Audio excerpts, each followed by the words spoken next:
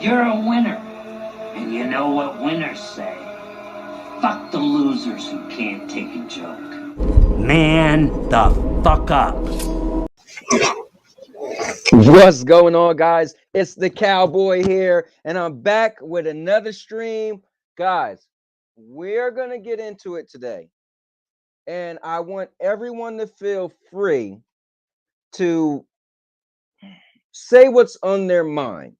If you're a diehard Stadia fan and you're pro Stadia and you want to see Stadia live through the battle and the hard times and surpass the haters, say what's on your mind. If you're a naysayer and you've been trying to put the stake in Stadia's heart since November 19, 2019, then say what's on your mind. But these two hands today are going to merge and we're going to get into it. So I'm your host, aka the Cowboy. Also, I'm the master of vlogging. I'm also the all-purpose champ, and that makes me the king of content. So guys, I want to go on this journey of what we all call the platform known as Google Stadia. I myself am a big fan, make no mistake. However, I am aligned with allegiance to my wallet. Okay? But I say that to say this. Stadia does something amazing that so far no other platform can do. One, I'm able to play my games on this platform that I purchase or as a pro almost anywhere and almost flawlessly. Okay. Two, this isn't just a subscription service. I'm not tied behind games that's only in a subscription service. I can pick and choose whatever games is on the platform and I could purchase them as well as I could play Stadia Pro. Now, typically, I'm a very picky gamer. There's not many games that I'm even interested in. So I like to keep Pro so I could get games that's multiplayer that a lot of my friends in the Stadia community play so we could play together. But typically, I like to just purchase a specific game that I like. All right. Stadia business model for me is great. And I think the biggest benefit to Stadia's biggest superpower, if there was one, is this one thing. Stadia is free. So right now, there's a lot of people that's upset with the article that came out, a lot of things. And I've been talking to a lot of people, and I said, well, listen. Here's the cool thing with Stadia. It's free. And they're like, well, what do you mean I paid all this money? No. You pay money for individual games that you played. And if you didn't play them, you had 2 hours, which Stadia gives you, to return them. So if you played a game and you purchased it with your money, you purchased that game and you got to play it. Okay. But it didn't cost you anything to do that besides the game itself. Now, hear me out. Let's say I paid $500 to be in an ecosystem, right? Now, chances are I'm going to buy most of my games, if not all, in that ecosystem because I paid $500. Stadia allows you to come and go. Hey, if you just want to buy one game to play with your friends, cool. Guess what? It didn't cost you anything to get into Stadia. It didn't even cost you money to play with your friends online. So you could still have a PlayStation and be a part of Stadia, have an Xbox and be a part of Stadia. Hell, be a GFN person and be as part of Stadia because there's no upfront money for Stadia. Well, some might say, well, dude, I paid $9.99 to get 4K or Dolby Digital 5.1 surround sound. Cool. I hear you. But guess what? You paid that money to get those benefits while you were playing those specific games. If you decide you don't want to play Stadia anymore, then you just cancel your $9.99 because there's no point to keep it going, right? So anyway, guys, this is a lot to talk about. I've got a guest that's sitting in the back that I want to bring on. But let me go through the chat real quick. All right, my boy Suave Polo, the climax is in the building. Good to see you, Suave. Mr. Urban World is in the building. Just get ready for him to troll everybody. My guy Holtz is in the building. Guys, make sure you click on this because you can join and be sitting right here with, well, not next to me, but you could be sitting at your place next to me on the screen and you could join the show. So I allow anyone to just click that link and jump right in. Whether you're pro Stadia, you're against Stadia, join the conversation. This is the way it goes on this channel. Let's see. Mr. Urban World's talking to Climax. And if you guys got specific questions, write the word question. That way I could, as I'm scrolling through, it'll catch my eye. So write question and then your question. Purple, what's going on? Thank you for tuning in. Zero Games, what is going on, my guy? Oh man. Listen, man, I don't want to, I just want to, the first things first. Well, I'll get into that. Hold on. Please stay away from me. Oh man. That's right. I want to get into that actually about the entertainment. Oh, I never bully you. Oh man, look at that, guys. I was wondering, like, why is it that color? Thank you very much. Purple Haze just became a member, and we're gonna go over that stuff too. It's a lot of stuff I got from members, and I'm trying to improve it as well. It was something that people kept saying, dude, you gotta do a membership. And I was like, I feel weird about that stuff. My channel just made 1 year of being monetized on January 30th. So it's been a pretty cool ride. I had my channel around for 9 years before I even tried to get monetized because I just did it for fun. But that's a story we'll get into. Yo, my guy, Nimbus is in the building. Haven't seen you in a while, Nimbus. Bruce Campbell is in the building. Guys, he's the guy that does the intro music for me. Which you got to see the intro is pretty epic. And it just hit me that I didn't play it. So we're going to have to get to that right before I bring on my, okay, cool. Let's see. Oh yeah, Nimbus is definitely a cloud gamer. My guy Eugene is in the building, personal friend of mine, lives about a half an hour away from me. All right, guys. So before we start flapping our gums, man, I totally forgot I had my 5-minute thing, and it didn't bring on my intro. So I gotta play my intro, and then when I come back, I'm gonna have my guests with me. But this is a show, and this is all about entertainment. So every epic show has to have an intro. So let's do it. All right, wait, I was playing the wrong intro. I forgot I added that one. All right, let's do it.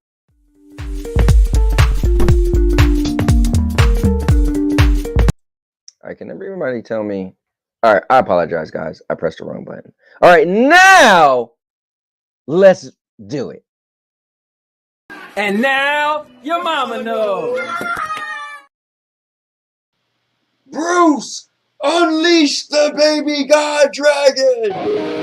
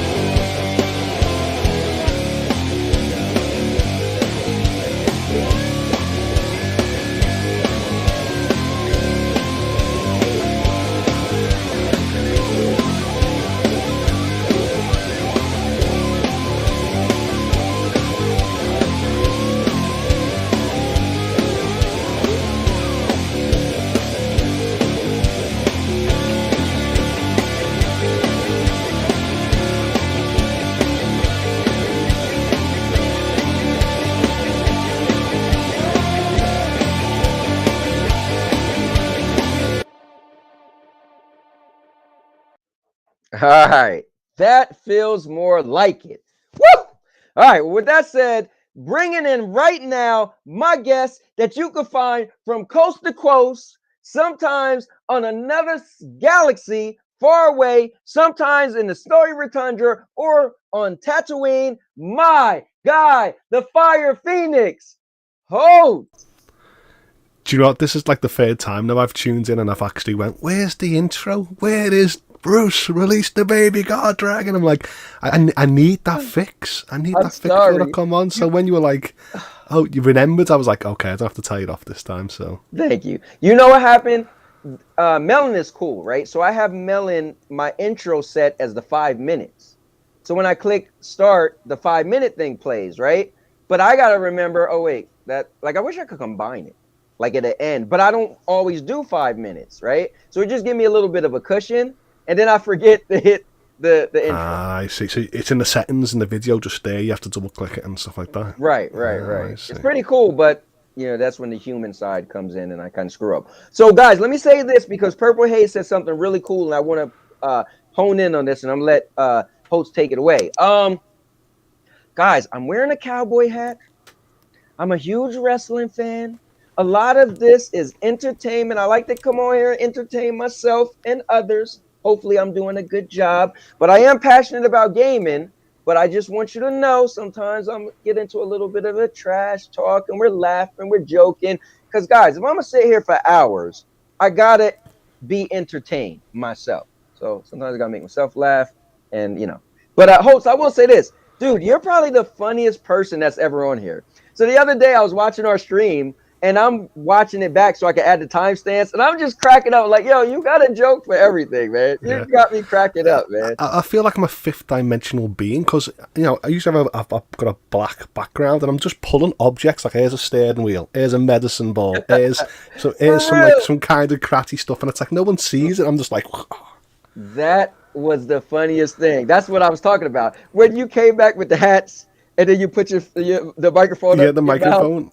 That's what I felt. It's like, use Americans, every time I watch an American, you've got caps on, and every time I try and wear a hat, it's like too sweaty. And you live in more of a, you know, humid place. Right. So I'm like, how did he do it? So when I'm just joking around, I thought, I've got a cap here, I've got a beard ready, put my mic up. Oh man, I was cracking up. I'm watching this thing back like, Holtz is you're a character, man. You're a character. I feel like you got props all over to use. You're like, I got that. I got that. It's called not cleaning up. Don't tell no one that. This space is just terrible.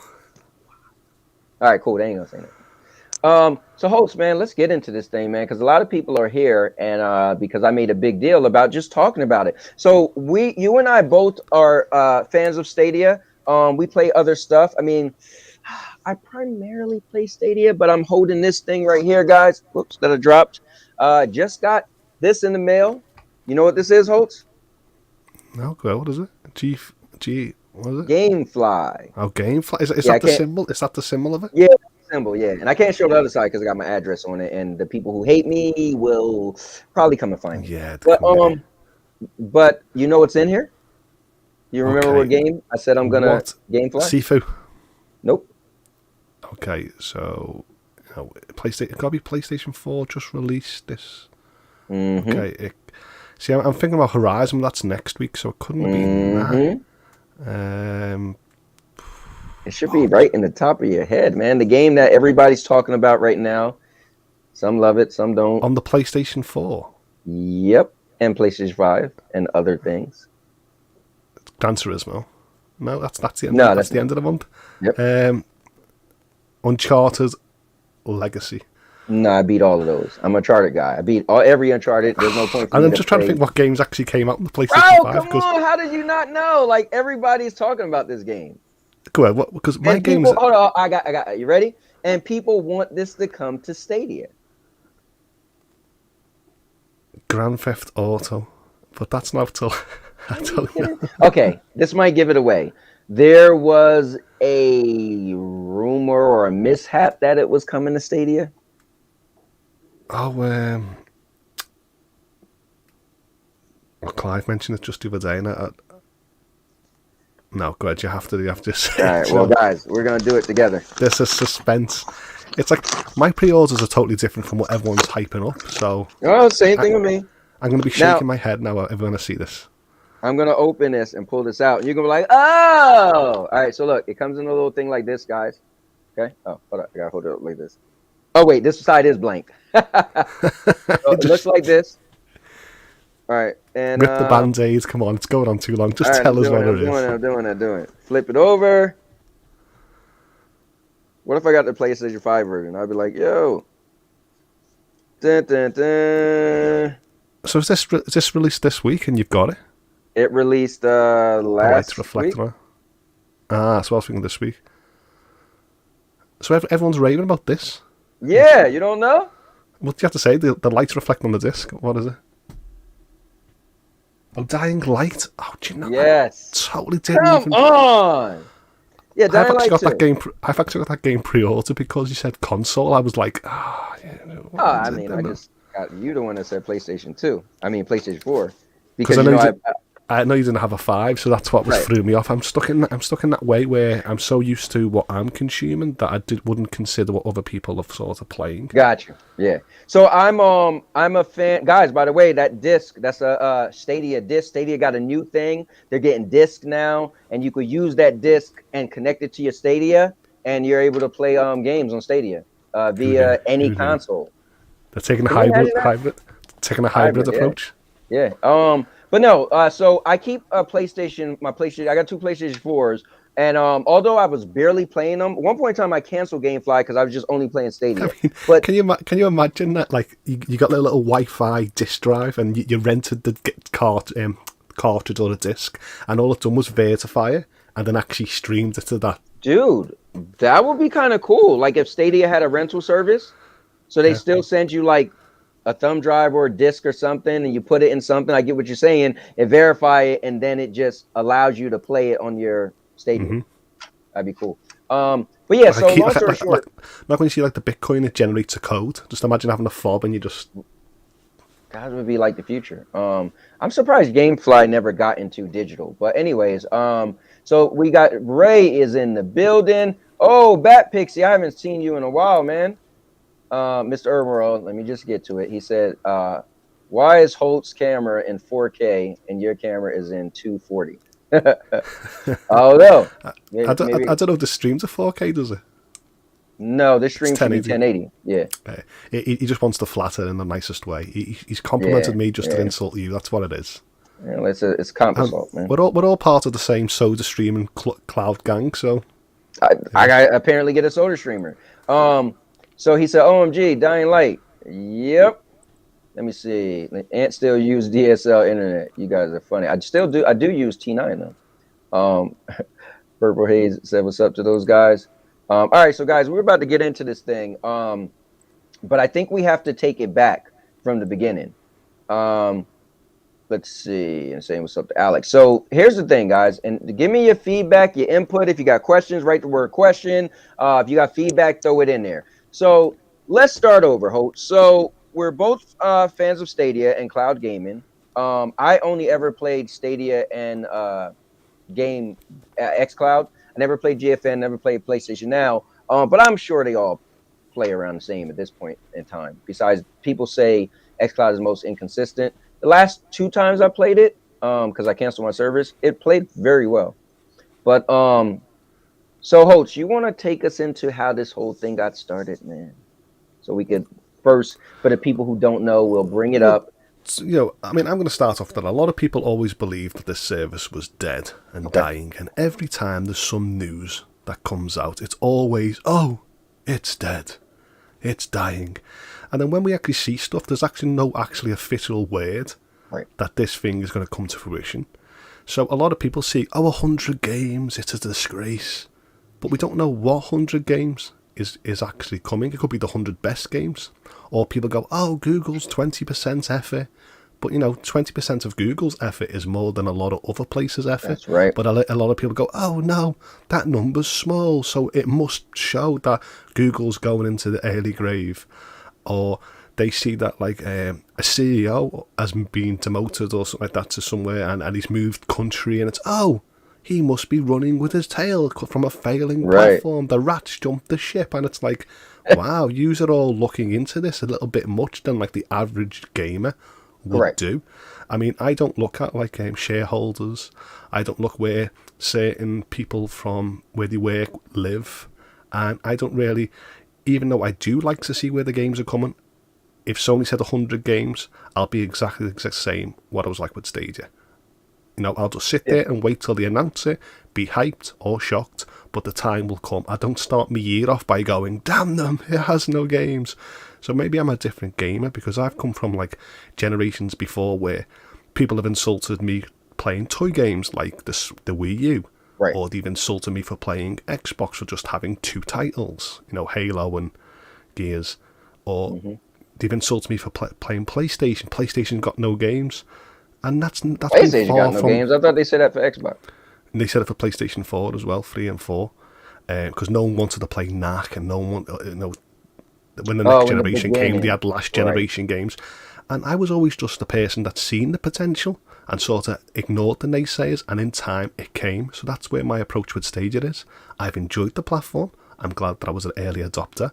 I literally have got that I can't even. I think I mentioned like 29 full games on Stadia that I've bought over the 2 years.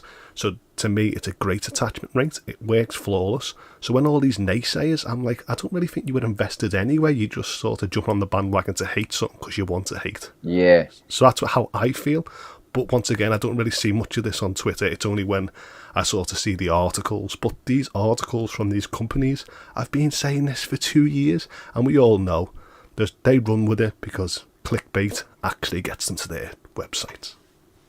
Agreed. Well, let's do this. I am going to, you know what's crazy? I try to go to Business Insider to read the article, and when I click on it, it try to get me to get a membership, which we're not going to do. But I'm going to show it on screen real quick, just so we could be a little transparent and talk about this. So here, let me share my screen with you guys. So here is the article that came out. Well, technically, this isn't the actual article, but somebody had posted the article, right? So if you click on it, that was the article, but unfortunately, I can't read it. But I got a little snippet of it, of the main part that was like, you know, the big deal. So let's just read that, and which, you know what's cool about this thing? You can actually pull up other stuff. All right, so check this out, guys. Let's see. All right. Fortunately, I can't bring it up that big, but you guys could kind of see it. So the whole thing was, it says the Stadia consumer platform, meanwhile, has been demonetized, with Google insiders said, with a reduced interest in negotiating blockbuster third-party titles, the focus of leadership is now on securing business deals for Stream. People involved in those conversations said the changes demonstrated a strategic shift in how Google, which has invested heavily in cloud service, sees its gaming. So I think the main thing that people got was going crazy over was the fact that it was potentially not going to have AAA games. So here's where I'm at, right? So I got to take you guys through my timeline of what happened for me. So let me ask you this, Holtz. What would you feel if Stadia came out and said, yes, we are not pursuing AAA games for maybe like the next year? We need to, you know, save our resources, and but maybe a year later. What would you say to that? Okay, you know, to me, they've brought like a great 2-year library. But I feel like the games that I've been playing and amazed to see, they've not been on any other services, but I feel like a lot of people say, oh, they're Holtz games, they're not a game. But they still define genres, and they still define a player base. So I feel like I am happy with like what Stadia brought. So at the moment, they give me Darksiders free. They give me Life is Strange. They're going to bring me Destiny Warriors 9 Empires. They're going to bring me Avatar. There's a few games that I can mention that I'm happy to see. So if they hit a certain number of games that I'm playing this year, then I'll happily give them a pass if they drop the ball a few times. It can't be too many, but if they drop the ball and say, okay, it's coming next year, we're just sort of growing in other places, then of course, I'll give them a pass. Because I feel like I am playing other services as well, and I feel like they haven't got my games. Like, for example, I bought a PlayStation 5. It's been collecting dust for months. Do I hate Sony? No. I knew the games will come at a time, and I waited for months, and now here they are. So I feel like if they can sit back and sort of develop their infrastructure or develop their library, yes, as a gamer, I would. Okay. So I'm going to say this. This is what happened to me, right? Typically, I hear stuff, and I'm one of the guys to tell you guys, I never believe what I see on the internet, right? So that morning, I watched the Sonny's video, and I did a video of this all, but I just want to add this to let this actually be a part of this, so if people are watching it back. So for me personally, I seen a video that morning that Sonny put out like 7 hours earlier, right? And the video was saying how, oh, we finally found out that Stadia, the number of games are coming. It's going to be 100 plus. I said, oh, that's cool. That's call it a roadmap, right? As last year they said 100 games. As all the dates was going by, we was like, oh, how many games is that? And I think it was, what was the 100 game? The 100 game, it was like a big deal when the 100 game came. Can't remember. But anyway, so I seen that video. So I said, I was talking to Jeff, and Jeff said, oh, look, here's an article that shows Stadia put out a thing saying 100 games are coming. I said, I already seen that. He said, what do you mean? Stadia put this out 7:30 in the morning. So I said, oh, well, he knew about it before that. It was a leak, whatever, right? Fine. No big deal. So a couple hours later, it came out, that article I just showed to you, Business Insider, or Stadia's, they're demonetizing Stadia, blah, blah, blah. And I said, that's some BS, because I just read earlier that Stadia said, personally from the Stadia Twitter, that they're going to have 100 plus games, right? So this is what happened. I'm just explaining to you guys why I even believed that it was possible that this was true. I said, what? Let me click on the article. So I did this. I went to the article, okay? And I clicked on it, okay? So when I clicked, this is what happened. It showed it was taken down. I was like, what? So for me, Holtz, if they took down something, that's not a good look. So I decided, let me go stream live and make a video, because I'm going to be real. I'm a die-hard Stadia fan. My preferred platform. I barely played anything else in this last year. The first year I played pretty much PlayStation, and Stadia. And then I was like, I don't even play my PlayStation more, right? So I figured, you know what, though? I'm going to do a live. I'm going to have people come on. Let's talk about it. And I said, listen, man, if they're not getting AAA games anymore, or at least pursuing, you don't need every game for me, right? I get that. But if you're going to say I'm not pursuing it, period, then I might want to go somewhere else, right? So I said, I might buy a PlayStation 5. I was really authentic with the audience. Now, come to find out, got to give credit to Sean L. Wherever you are, Sean, he's probably going to roll in here a little bit later. He wrote me on one of my comments on the video and said, hey, the reason why Stadia took it down was they accidentally wrote, and it was let me pull this back up so you guys can see. It was this thing about Dynasty Warriors. I know you can barely see it, but Dynasty Warriors 9 is going to be one of the 100 plus games coming to Stadia, right? So what they did by mistake is they wrote Dynasty Warriors made by Namco Bandai, but it's made by Koei. And so they took it down because it was incorrection. The timing for me to see that they deleted the tweet, I was like, wait, what? So it made me believe that Stadia was trying to backtrack that they put out 100 games. So it's funny how things happen.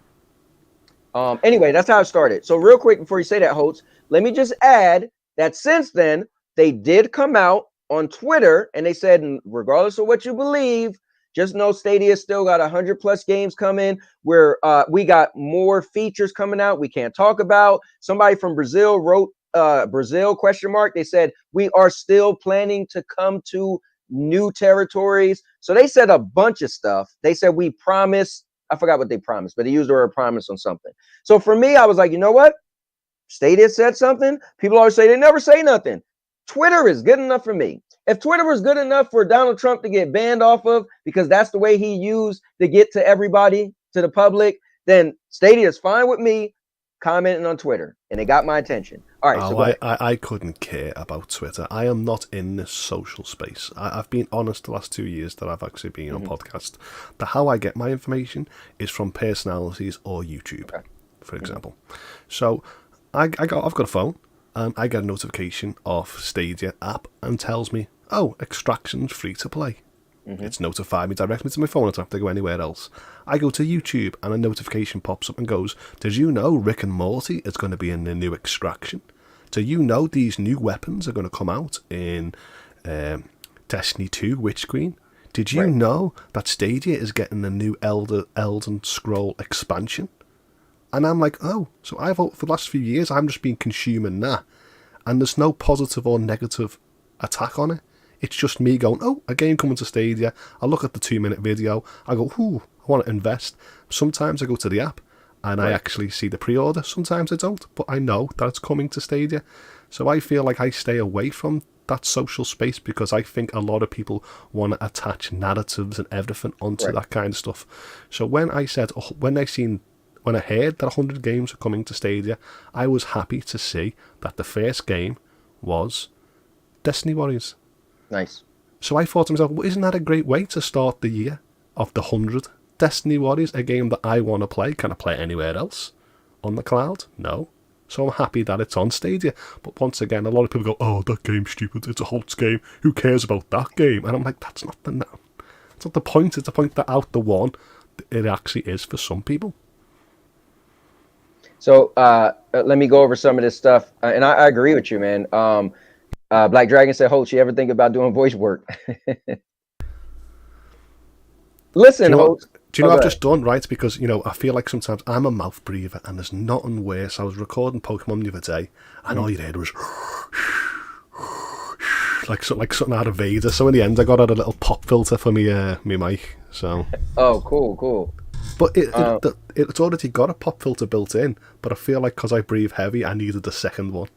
So, the curse of the mouth breather. Thanks for the compliment. Hey, listen. Well, hold on. I'm gonna get to that real quick. When Mr. Urban asked me, was I gonna stream Dying Light 2? And I will stream it. Don't expect me to play it that long. I'm probably gonna stream it. That's a great thing about GameFly. I just keep my PlayStation 4 around and GameFly. So the games that people say, oh, this is amazing, I like to at least try it. But chances are a lot of them don't last long. You can't go wrong with the PlayStation 4 at the moment, especially with the games, because in the end, you're still playing the latest and best games. Correct. Dying Light, Horizon, Gran Turismo. You can all play them on your PlayStation. So I feel like you're being smart because my nephew, he got a PlayStation 5 and he got a Series X last year. And I said to the parents, don't get him it. He's got nothing to play. He's got nothing to showcase. All he's playing is Fortnite and FIFA. You can play that anywhere else. Yeah. And now there's my brother 2 years later pulling his hair out going, it was a waste of money. We should have just kept with what we had. iPad, iPhone, and he would have played it. So you're actually quite smart actually just playing these games on the device you've already got. And on top of that, I'm renting them. So I'm not even spending full price on the games. But my only issue I ran into was there wasn't any games that I was interested in, and I was playing Stadia so much. Oh, I forgot about dinner. Thank you very much.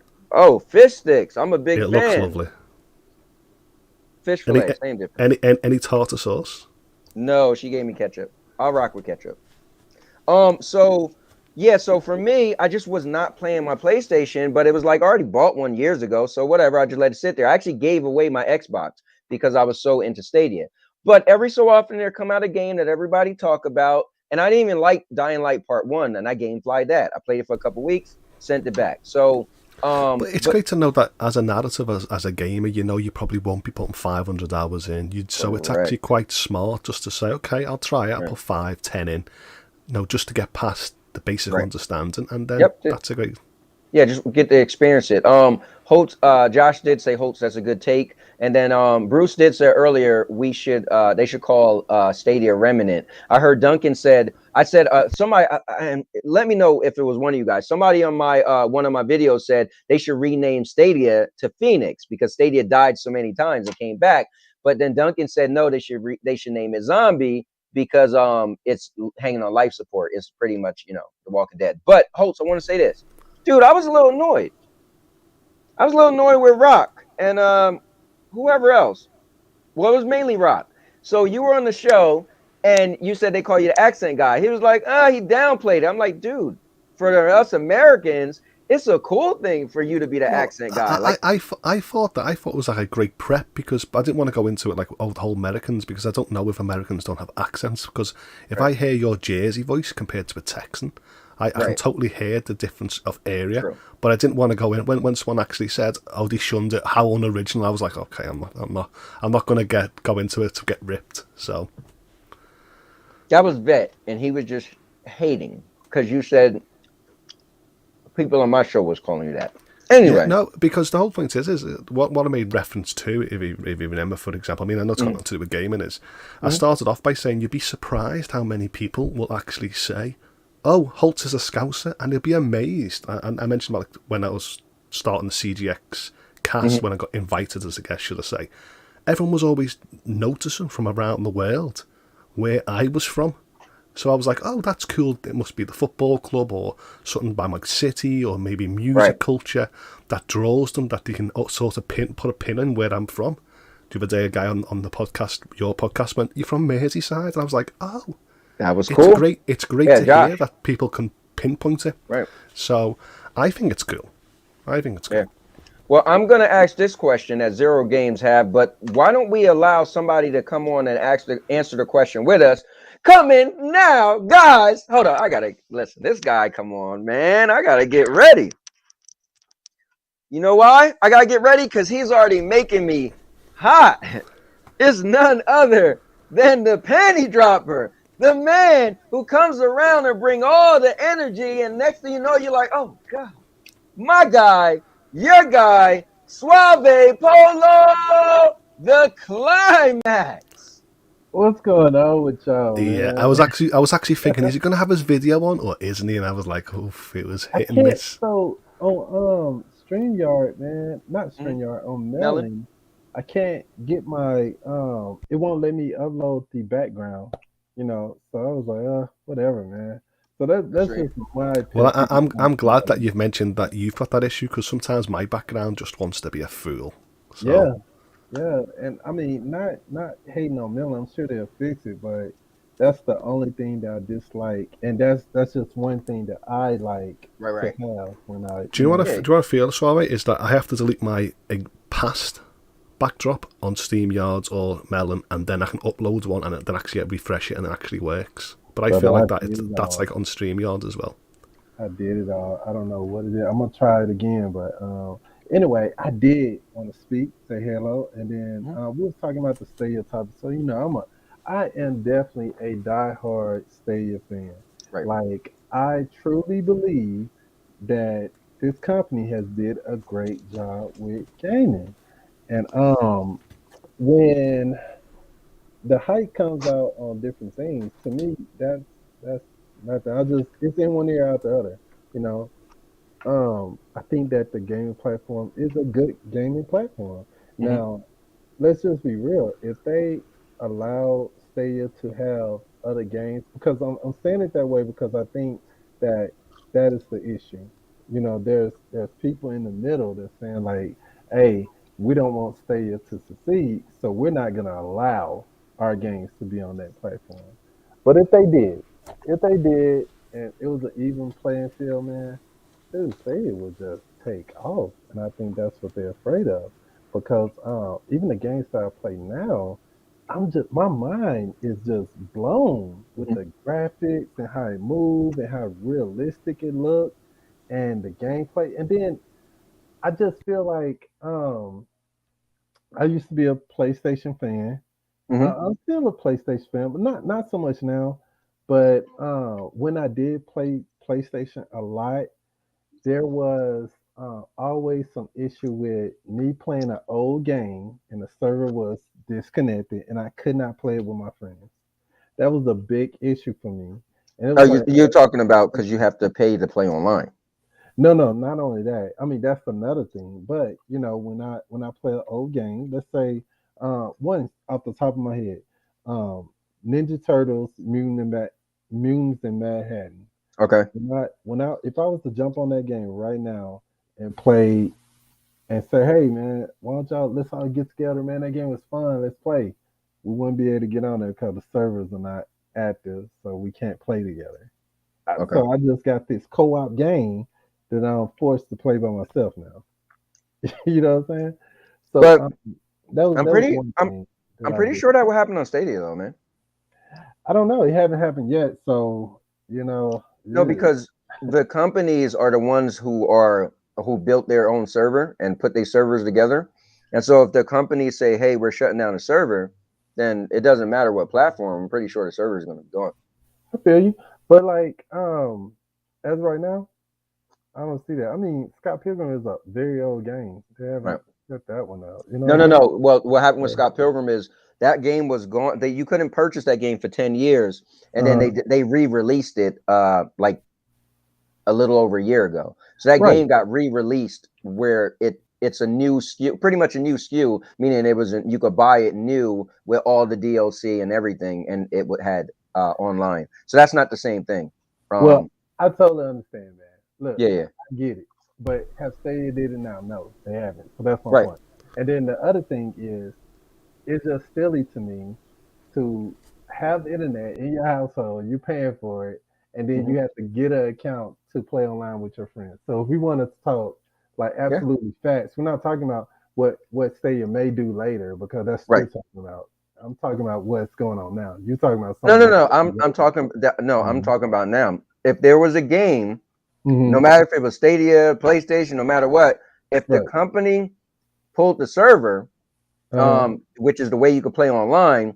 I don't care if it's on Stadia or not. You just wouldn't be able to play that game online anymore because they would have closed the server. Stadia doesn't. Stadia I doesn't totally own this. understand that though. I totally understand that. I'm just Mhm. saying it's not it hasn't happened on Stadia yet. Right? Yeah, there is no game on Stadia that the Well, publisher pulled the server. I feel Right. like some So analysis. let's just talk about something else that's factual though. So the fact that Stadia doesn't allow you, they don't require you to have a like say for example Stadia Pro to play online with friends. Right. That's a big deal for me. You know, now Hmm. would it happen? Now it could happen. We're talking about could it could happen. And then I think that's when you'll see Suave be like, oh man, Suave don't play Stadia no more like he used to. I'm gonna be honest with you because that's just one thing, and it's all about what you favor. You know what I'm Hmm. saying? Some people they play platforms because of certain games. I heard you speaking about Halo earlier. Right. So some people are just gonna stay on Xbox because of Halo. You Correct. know what I'm saying? If that's their game, that's their game. I get it. But let World War Z come on Stadia. And there's no holding back. Man, dude, I can't wait, man. Like Yeah, that'll and it's just coming. be, oh my goodness. That'll just make my dream come Well, true. let Oh my me let me ask you this, Suave. Zero Games. He said, uh, "Will you be fine with only getting one or two smaller games, indie games each month on Pro?" So meaning if Stadia Pro turned into you only got two. Well, you don't pay for Pro anyway. Actually, you're I the wrong don't. person So to ask. that's Yeah, not a good question for me. yeah. I don't mind That's a host because question. I actually pay for my Pro mostly for the 4K, the 5.1 Dolby Hmm. sound, so stuff like that. That's what I pay for. The games is just sort of extra incentive. Hmm. So I'm happy to pay for that Pro when I'm actually utilizing the service to its full max to play the games that I want to play in that high fidelity. Now I look at other services like I look at Xbox Live and I look at PlayStation Okay. this month and PS Plus, and their games are literally a load. Okay, I know the game could be subjective to a lot of people, but to me, I think it looks bad. Then if I look at Stadia this month, I could say to myself, wow, I've got Life is Strange remastered, plus a handful of smaller titles. So I feel Hmm. like I would be happy with what I get as long as it's a talking point Right. in And the two community. Life is Strange. Two. Yeah. Now, Holtz, I'm on the other end of the fence. So Ave is the guy who don't have Pro. You get Pro for your 4K. I get Pro for the games. I get Pro just so there's all like Wreckfest, right? They typically add a multiplayer game, and then I get to play with my friends. So I typically wouldn't probably. Well, I was gonna buy Wreckfest, but that's because Ryzak was saying, "Oh, it's a fun game to play with friends." So I keep Pro specifically so I could play multiplayer games with my friends. So I guess to answer the question, Zero, if they had only two indie games, so they went because remember when Stadia first came out, they said that Stadia Pro you would get 2 games a month, and that's the same thing with PlayStation Plus and Xbox Game of Golds. But Stadia been killing it. I mean, they've never had a month with only 2 games, right? So I Well, don't they're know, kind of man. But destroying it more than killing it. They've been like killing it, and then taking the body and just obliterate it and destroy it. Even though I don't play pro, but I do see I was about to say, the hold up, you don't pay for pro. I But don't, but I I do see I do acknowledge the large amount of games Right. that because there's YouTubers like in case y'all didn't know this out there watching this, there's YouTubers like and now your mama knows that play those pro games all the time. And Suave Right. just sit back and watch it, and It's true. then he do ratings and all that.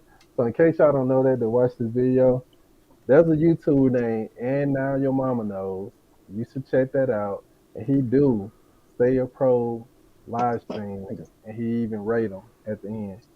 So I think from that, Right. even though I don't pay for pro, I get that knowledge like that, and I'm like, man, that is a cool game. Right. He's a nice guy. He's even invited me on the show a few times. So Well, what I like Me- about me- Pro is that it's actually so diverse. For example, because I know I mentioned games like Darksiders and Life is Strange, but they're more adult games.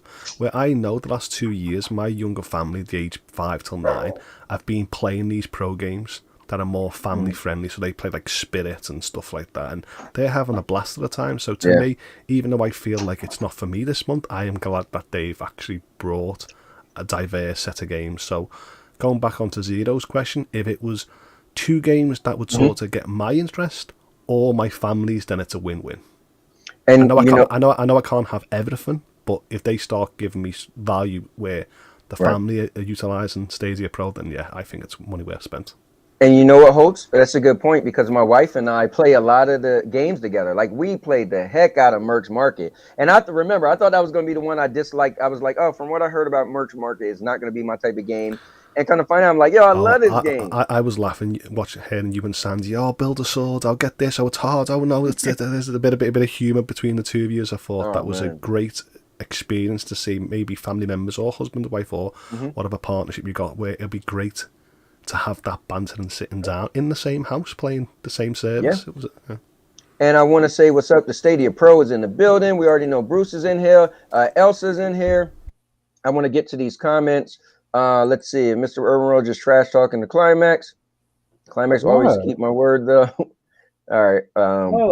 He said to tell you he always keep his word. My guy. Hey, tell him, hey, Mr. Urban World, I love you, bro. I never question your word ever. You know what I'm saying? A man's word is a man's word. And then Maker had a question, or had a not a question, but he had a statement. And you know what? Why not let him say it himself? Because my guy coming on here is Maker of Chaos. What's up, Maker? Nothing much. Hey, listen, man, I just want to say this. I miss you, man. You was my first host. Hey, host, before you came around, Maker, it'd be a Sunday night. It's just me and Maker here talking. It was hilarious. I'm always happy to see Maker, so I'm always so glad to see him. So if he was here first, he should have stayed. Nah, I like you better. You got I like your accent better than his.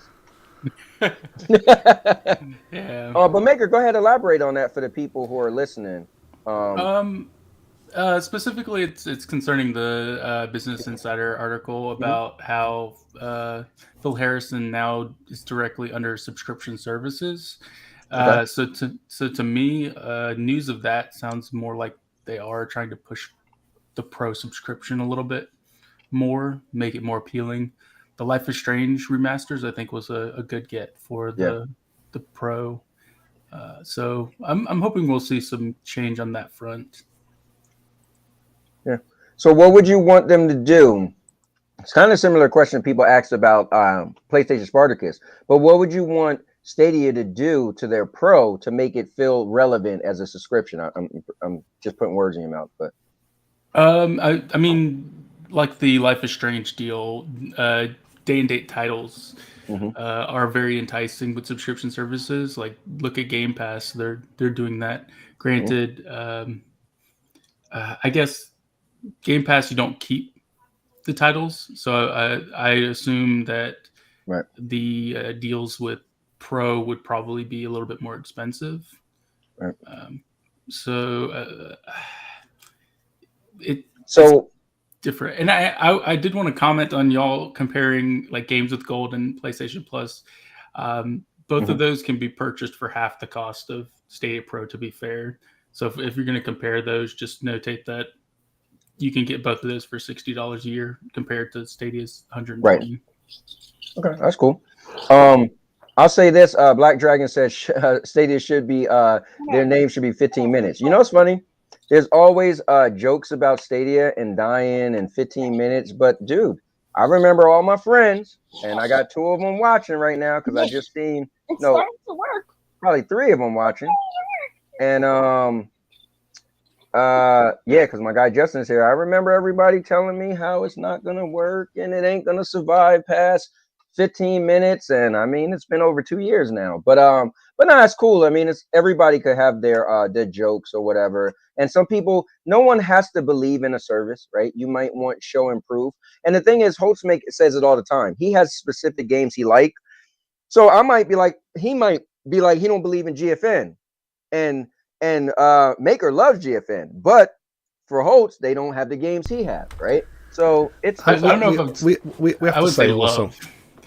I sit there, for example, Stadia is like £8, £8-ish pounds here in the UK for Stadia, and then literally, I think like £1 cheaper is PlayStation Plus. So it's not that much cheaper, for example, in where I'm from, to make like it's half the price to make the Is activation. that the monthly or yearly cost? I'm saying monthly, yeah, of course. If you go to the yearly, then you actually factor in like a 30% saving. But once again, it's not, as people say, 50-60% off.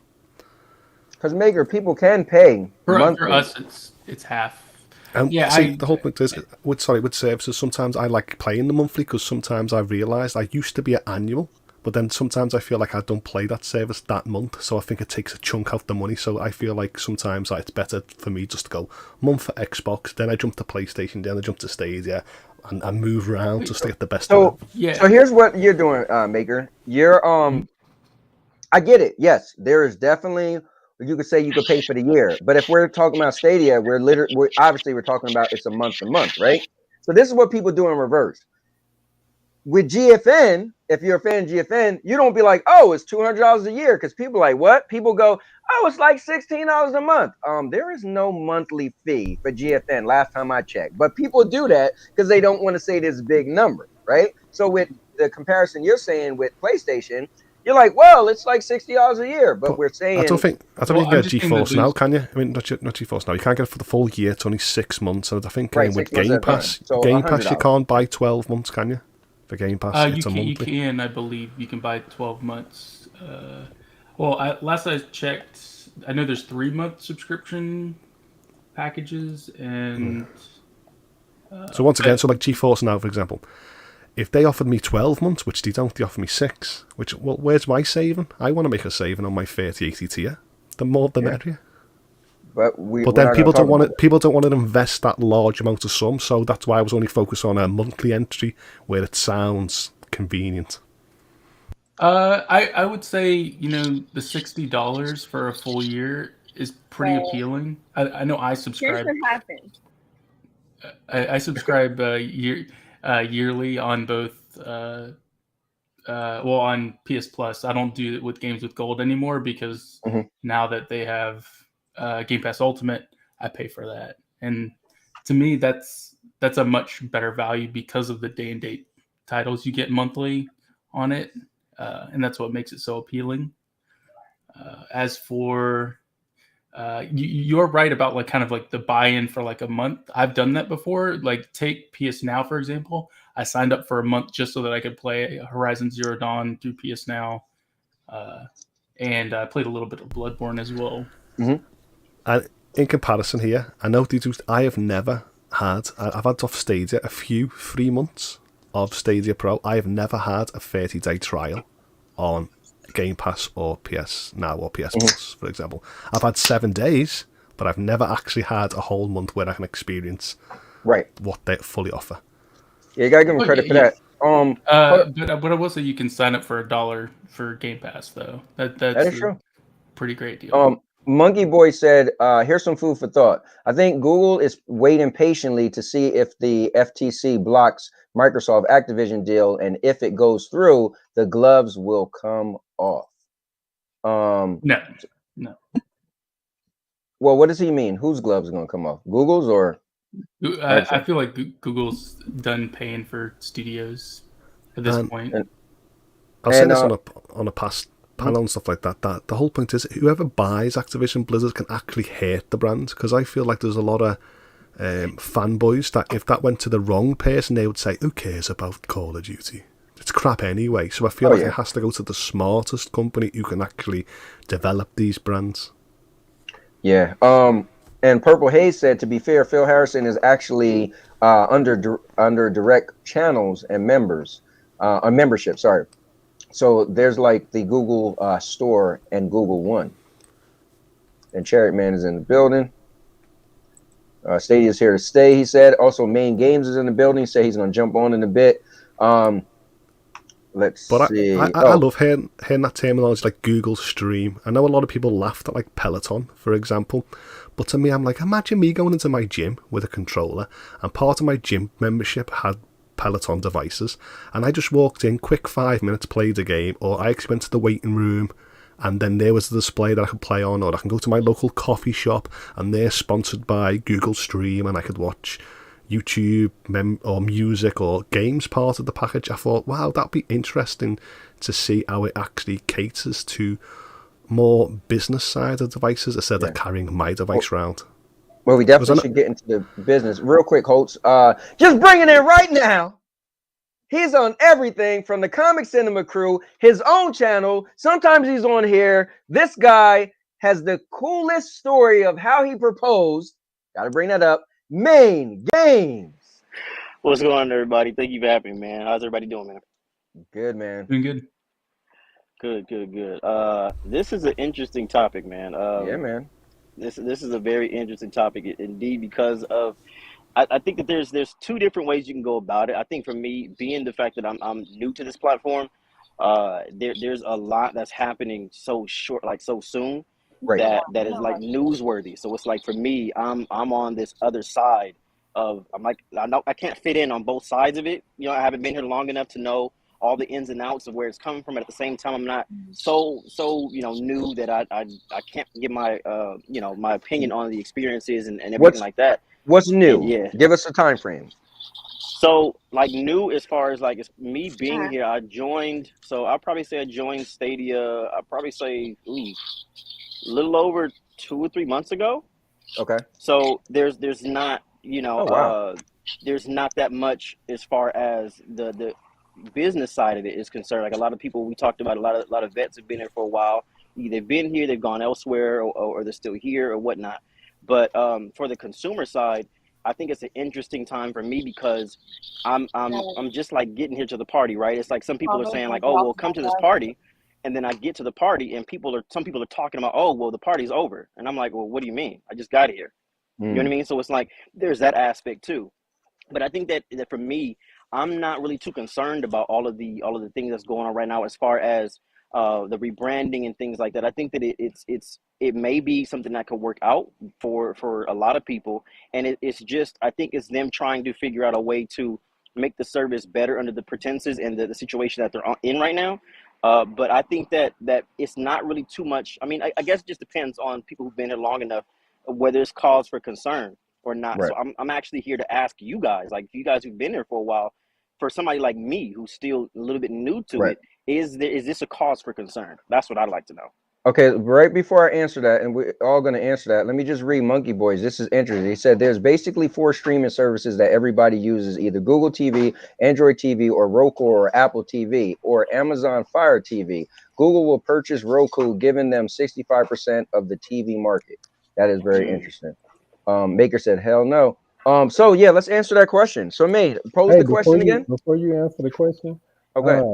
I want to go ahead and speak to Maine and make her chaos. I'm about to dip out because I got a show that I'm about to do with Lena Love, and man, this is a great topic, man. I'm all team Stadia, man. So I hope this thing keep going. You know, I hope it's a long-lasting gaming platform. You know, now I do not hope they do the whole charging for account thing and play online with your friends, because I'm out. You know what I'm saying? So, but other than that, man, I think people will enjoy it. You know, y'all take care. Well, hold up. So your answer to Maine's question is you're not concerned. What was your question, man? Give me So I the was saying for somebody who's new like me to the platform, is this whole rebranding, the shift, so to speak, that we're seeing right now, is this cause for concern? Or should I just, what's the people who've been here, the veterans who were here, what's their advice to somebody like me or somebody who may be watching and still have yet to try Stadia? What do they do? I say this, bro, because honestly, my experience may be different from your experience, but I honestly think that stay is low enough in price, if you're concerned about price, is low enough in price for you to try it out and say, oh, okay, this is my experience on it, or and I don't like it, or oh, okay, this is my experience on it. I love this. I should have been did it. You know what I'm saying? Right. So I say try it and then let your experience speak for that. I wouldn't Mm, really put too much energy in everybody else's experience or everybody else's opinion because everyone has opinions right now Right. on right. if it's good or bad. So I would just say experience it for yourself, and if you like it, roll with it. If you don't, then don't play with it. You know, Absolutely. you'll find some good things you like about it, some pros about it, and some cons about it on everything you do. Right. That's true. So Yeah. that's my thing. Until then, man, y'all are more than welcome to. Is it okay if I shout this out, Cowboy? Yeah, man. Definitely. 100%. Hey, in the meantime, after y'all get done with this show or whatnot, or if you had enough of this show and you tired of Cowboy, what I'm saying, I'm a cowboy, you know, come over to the Man versus Woman show. We're about to do a podcast soon. It's only a 20-minute show, 15 to show. So hop over there whenever y'all get time. And if you don't make it, catch it afterwards. Leave me Yeah. some comments. And remember, I only need 10 likes on each video, man. And, that's on the Climax show. That's Climax with a K. So THE space KLIMAMX. I can't even spell right now. Come, I'm nervous about Cowboy right now. Look at him. He got that serious look on his face with the cowboy Listen. hat. Right. Go It's ahead, very man. intimidating. Right. And Makeup Chaos, man, it's good to see your face again, man. I miss you, bro. Yeah. It's been a I little bit. really want that background, man. So shoot, Yeah. that is like nice. I love Hey, that, Suave, man. I thought you had a show to do, man. I'm gone. Y'all take care. Uh, I love you guys, man. I love you guys. All all right, right, man. man. Take care, All right. Suave. I'll read my buddy Justin comment. He said Google Glass and Google Plus lasted about 2 years too. My stance. I never I never came from a place of hate. I came from a place of watching Google not care about their stances project. You know what? Mm, Their science project. It's cool because there. If you look at almost any company, you'll see that they have a graveyard as well. I let my buddy absolutely. Jeff always say that. He said there's a crazy Microsoft graveyard, but that's cool. The answer Main's question. Me, I'm gonna lean on this.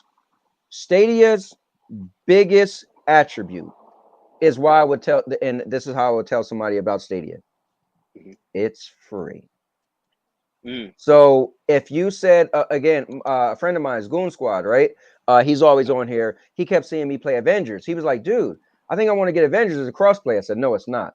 And he said, mhm. "Oh, so I can't get it from PlayStation Play?" I said, "No." I said, "But bro, if you just keep seeing us playing that game, you interested? Here's what's cool. It's free. You could just buy just the game, and like Suave is like, I don't want to pay to play online. Well, you don't have to. Just buy that Mhm. one game because maybe that one game is the game that you like to farm material, like let's say Destiny. Right. And maybe at work you have a lot of downtime and your internet is great, and you be like, you know what? If I buy it on Stadia, I could play this game a lot when I'm downtime. But other than that, Stadia doesn't force you to join a specific ecosystem. Stadia is Mhm. free. So just get a game you like. Now, will I tell you to get pro because you may be skeptical? Then I'm not gonna I keep pro just so I can have uh extra games that the community play, like multiplayer games. Now um Holtz get pro so he could have the benefit of 4K. But me personally, I'll say, dude, if there's a game that you may want to like, look at it like a Switch, a free Switch, right? Man, Mm, I like that I could connect my Switch to my TV and play a game, and I could go on the go and play my Switch. So let's say you wanted to play a multiplayer game, you could go on the go, right? With mhm. just mobile data, because you can't do that with the Switch. Then I think Stadia comes in handy because yes, you could still play it on your TV, and you could play it on your phone and just walk around. I would say that. But well, I will say this because he's probably don't have a lot of time as usual. Let me bring in right now. I call him the sheriff of cloud gaming. My guy, everybody's guy, Ace from Cloud Gaming Extreme. Hey, Sheriff. Can you hear me? Yeah, we can hear you loud and clear. Can you hear me? We just can't see you. I just want to quickly say, don't get Stadia, bro. That's all. Dropping the mic. Oh man! But tell us why. Tell us why, Sheriff. Nah, just joking. I would say take Stadia for what Stadia is now. A lot of content creators, they've covered this, right? So Stadia is going to be what Stadia pretty much is right now. You know, if you're expecting to get like AAA games done, you might not see it on this platform, right? If you comfortable with AA games, you know, indie titles, that's probably the route that Stadia is going to go. So if you see all these bangers releasing on next-gen hardware or, you know, other cloud gaming services, same-day release, you might not get that on Stadia going forward. But if you're comfortable getting Paw Patrol games, you know what I'm saying? If you're comfortable getting all these little AAA, AA games, then you know, this platform might be for you. But if you are curious about cloud gaming, if you want to test out cloud gaming and see if cloud gaming actually works for you, yeah, give it a shot because, again, it's one of the most reliable. But just go in there with realistic expectations, man. Don't go there thinking this is like,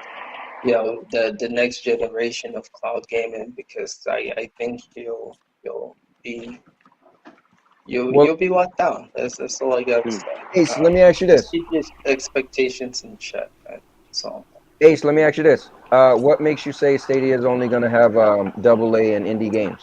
Where's your sources at? Bro, the inside the article. And just, all right, let's be realistic. Let's get into it. Let's not look at that article, right? Okay.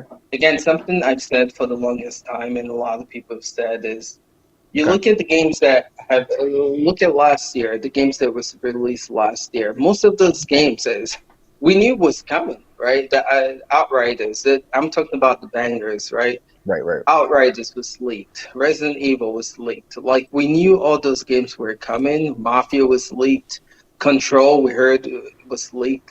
The AAA games that came to Stadia last year, I believe it was when what's his name, Jack Buzo, who his name was, had that interview that said, you know, they had games are ready for 2021, 22, and possibly 23. I believe those games, some of those games are what we saw last year. Now, moving forward this year, I think they're going to carry the rest of that plan of games that they have released in, but I don't see them re-signing new agreements or new deals.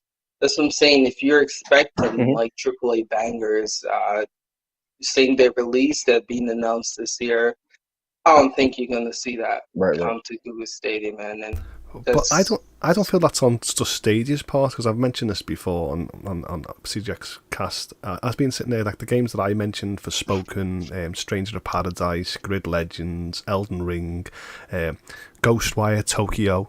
All games that sound great on paper that we'd love to have in the cloud, yeah.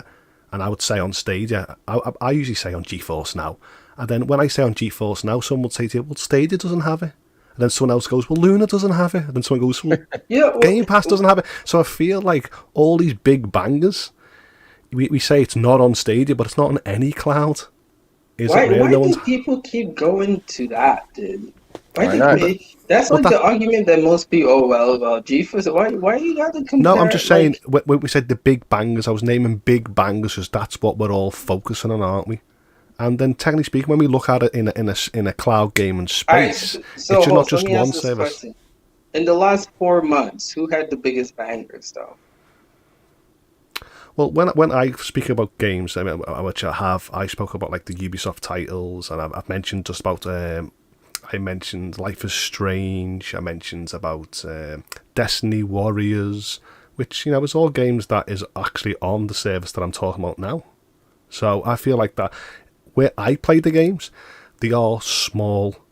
People sit there and say Holtz games, for example, but they're all games that I'm happy to see on the service. Now, I'm a type of gamer where I would laugh at like Want to Escape, but he brings numbers in and he goes, these AA titles And indies actually do well on GeForce Now, for example, than anywhere else. But to me as a gamer, I'm like, who wants to play them indies or AA?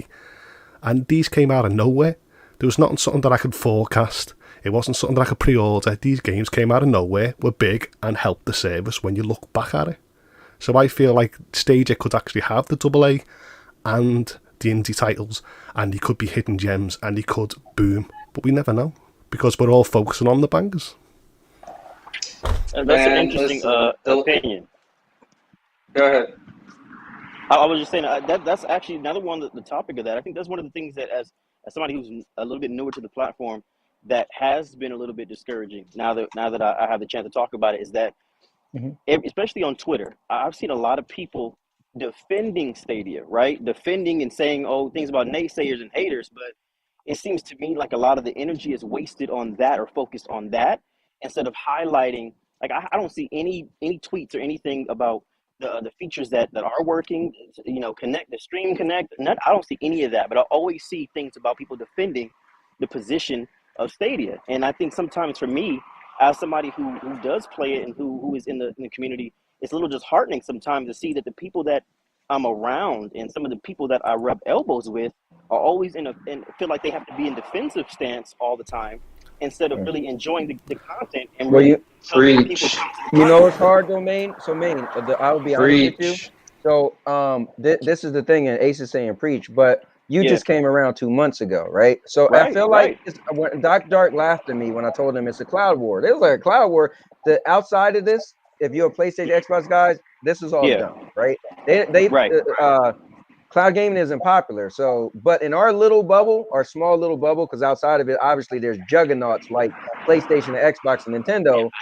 But in our little world, if you've been into it like me from day one and you was a fan of Stadia, and like pretty much in the beginning everybody liked Stadia, and then people didn't like Stadia, it's like a war. It's like a legit, it's no different than you loving the Eagles. You was an Eagle fan for 25 years, and as a Cowboy fan, they say something slick, you gonna put your little, it could be on Twitter, you gonna see, but you wouldn't dare be like, why is the Cowboy fan? Man, that's just practice, that's just everyday life, right? So the same thing as video games. It's just, so Ace is saying preach, but Ace, I mean, that's just what it is. I mean, what were you gonna say? Ace what? I wasn't see here. No. Ace what? I was just gonna say that, I mean, there's times where you throw your shots at Stadia, which you can. Everybody can throw their shots, right? Me having critiques for Stadia is not throwing shots at Stadia, my dude. Right. I know. Yeah. But But going back on the point, I was going to mention a franchise that I actually love. I actually love Bandai Namco, for example. And at the start of this panel, I actually said that I love games like Life is Strange and Darksiders 3.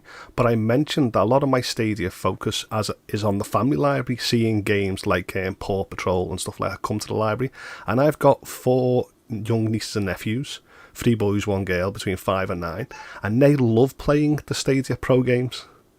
So there actually is a market for these young gamers to actually play these games that usually I would usually buy them on the Nintendo Switch, but Nintendo's a hardware, they cost a lot of money, and here they come to Stadia. So if Stadia can actually bring more these type of games, I know it wouldn't be for me, but it'll still actually help my family of gamers play games that they want. Yo, can I just respond to Monkey Boy's comment right there? Yeah. Anything you guys see you wanna bring up? Yo, to be honest with you, Monkey Boy, here's the deal. The games that are good, so remember the bangers that Stadia received last year. Number 1 was Hitman, released in January. And then they got Outriders, I believe, in February. And then Resident Evil 7 on Pro, and then Resident Evil Village was another game that they got. And then they got Judgment, right? That was another banger, right? And Star Wars Jedi Fallen Order. Say that again? Star Wars Jedi Fallen Order. Another good one. For the 4th, yeah. That was a Pro game, right? And then they got the Maddens and the FIFAs, right? So as of this year, I would count 7 bangers. Same day release, most of them were. I don't think we're going to see Stadia come close to that this year. As far as same day release, AAA games, releasing on consoles and on PC the same day as that high quality of Resident Evil 8, the new FIFAs, Judgment Remastered, right? Outriders, Hitman 3. It's already February, right? The biggest one was Dying Light 2. We missed that one. Going forward this year, I can say that I don't think they're going to match the production of 2021. Right. They might have some same-day release, maybe 1 or 2, possibly 3 AAA bangers in their release, but it's not going to rival anything close to what they did last year. Well, listen, that's how I feel. Last year I felt was not even a great game for gaming. So let's just see this year what we actually get this year and what's not locked behind being exclusive. So what can Stadia get their hands on, you know, and what will they put the money out to get their hands on? So that's what's a good thought. Hey, Cowboy, I have a question for you, really quick, man. Do you feel that right now Stadia is kind of doing? And this is a wrestling fan, Do you think that what Stadia is doing is the equivalent of what Nick Khan is doing with WWE, as in restructuring some things on the inside and trimming some of the fat in order to make things more profitable, or whatever the case may be on the back end? I think personally what Stadia doing is just a slow burn. I personally, and I said this before, some people disagree. I think Google realized, you know what? This industry is going to be massive, meaning cloud gaming. And we have great tech. And we also have a lot of people who aren't diehard video game fans, and they would play just about anything. They would spend $9.99 a month on Pro and get a game that I personally would call trash, and they would like it. And I think Google realized, you know what? Do we have, like, article, if it was correct, a million people? No, we had 700,000, whatever. But I think they realized they have enough money and they have enough people to keep Stadia afloat. I'm gonna agree with Vet. Oh, go ahead. Can I just say this? Like, when I look back over the last 2 years, the first game I was ever made up of was Destiny. Okay. Stadia got all the expansions, and it's going to get the Witch Queen in 2022. 2, the second game I was excited by was Cowboy, which actually brought Attack on Titan. 2 years later, they are bringing Destiny Warriors out. I do love Square Enix. They brought Life is Strange just this month. And there's actually games that I look back and I feel like, oh, the developers that I play are still coming back. But once again, the games that I play and the companies that I talk about as not, for example, Elder Scroll. That is by Bethesda. That's been on Stadia. The DLC's been on Stadia, and in 2022, it's coming to Stadia again. And these are big, huge games that will take up loads of space on a hard drive with loads of updates, and it's coming to Stadia where I don't have to worry about it. So these are the publishers and developers that I jumped on board for, and they're still coming this year. I know there's big titles that I do want, and there's loads of developers that I still want support by, but at the moment I think it's too early. But like I said, I can actually defend the platform. So I do want to answer Monkey Boy again. This is good stuff, Monkey. Yeah, but he brings it, man. About the article, right? Where is that? I'm trying to read it again. Hey, did you realize that anybody can put out an article and say whatever they want? First of all, I want to say Business Insider is not just anybody. They are reputable. Second of all, right? I would have to say, based on what we've seen happen with Google Stadia, this article is closer to anything than what anyone from the Stadia team has told us, right? We've been looking for Phil, right? Uncle Phil, we know, is back home, right? This clarifies that, right? We've been wondering what has been going on with Stadia's marketing. Again, the 20% might not be accurate, but if they're focusing more on white label than consumers, it makes sense why all these mishap is happening with marketing stuff, right? So again, this article might not be 100% accurate, but it's more real than whatever Stadia's come to tell us based on what we're seeing. This article makes a lot of sense, and I think most Stadia content creators will tell you that. And that's what makes this even more nerve-wracking, the fact that this article is typed quite accurate. Hey, you talking about the Stadia content creators that do GFN now? What? Yeah. Those guys. I did want to point out a few things. Like, let's talk about how, like, as Asa said, a lot of this is kind of been hinted at for the past year. A lot of titles aren't getting the support that they need. Look at Dirt 5. They just now got the update for crossplay, which is like 7 or 8 months old. That the fact that update is so late to Stadia shows how low of a priority it is for those developers. Or let's take Guardians of the Galaxy, a Square Enix title, did not come to the platform. Great game. NBA 2K22, their previous titles came, like the last one came day and date, but this recent one, it was a no-show. That to me showcases that they're not being consistent. They're not upping these contracts that they had previously. It proves to me that they're spending less on the platform. It's less of a priority. It is no longer the vision that they had originally, or even, and that's the frustrating thing for me, because I do like those big titles. I got Avengers on the platform. I got Baldur's Gate 3. I like those bigger kind of priority games as well, and the fact that some of these games they're not coming, it sucks. Maker, let me say something, right? You obviously believe everything that article said, right? Because Ace does, no, right? I wouldn't say everything, okay, but I do feel like there's some credibility to it. All right, cool. So let's just make sense out of this, right? Because I think what people do is say Google's $1 trillion company, so they're gonna pay for everything, right? So here's the thing: if the article was correct that Google wanted to have 1 million, and they got 700 and something thousand, right? Then maybe they realize, you know what, our player base isn't as big as it would be to write checks for every game that comes out. I don't see what's the problem. So think about it, right?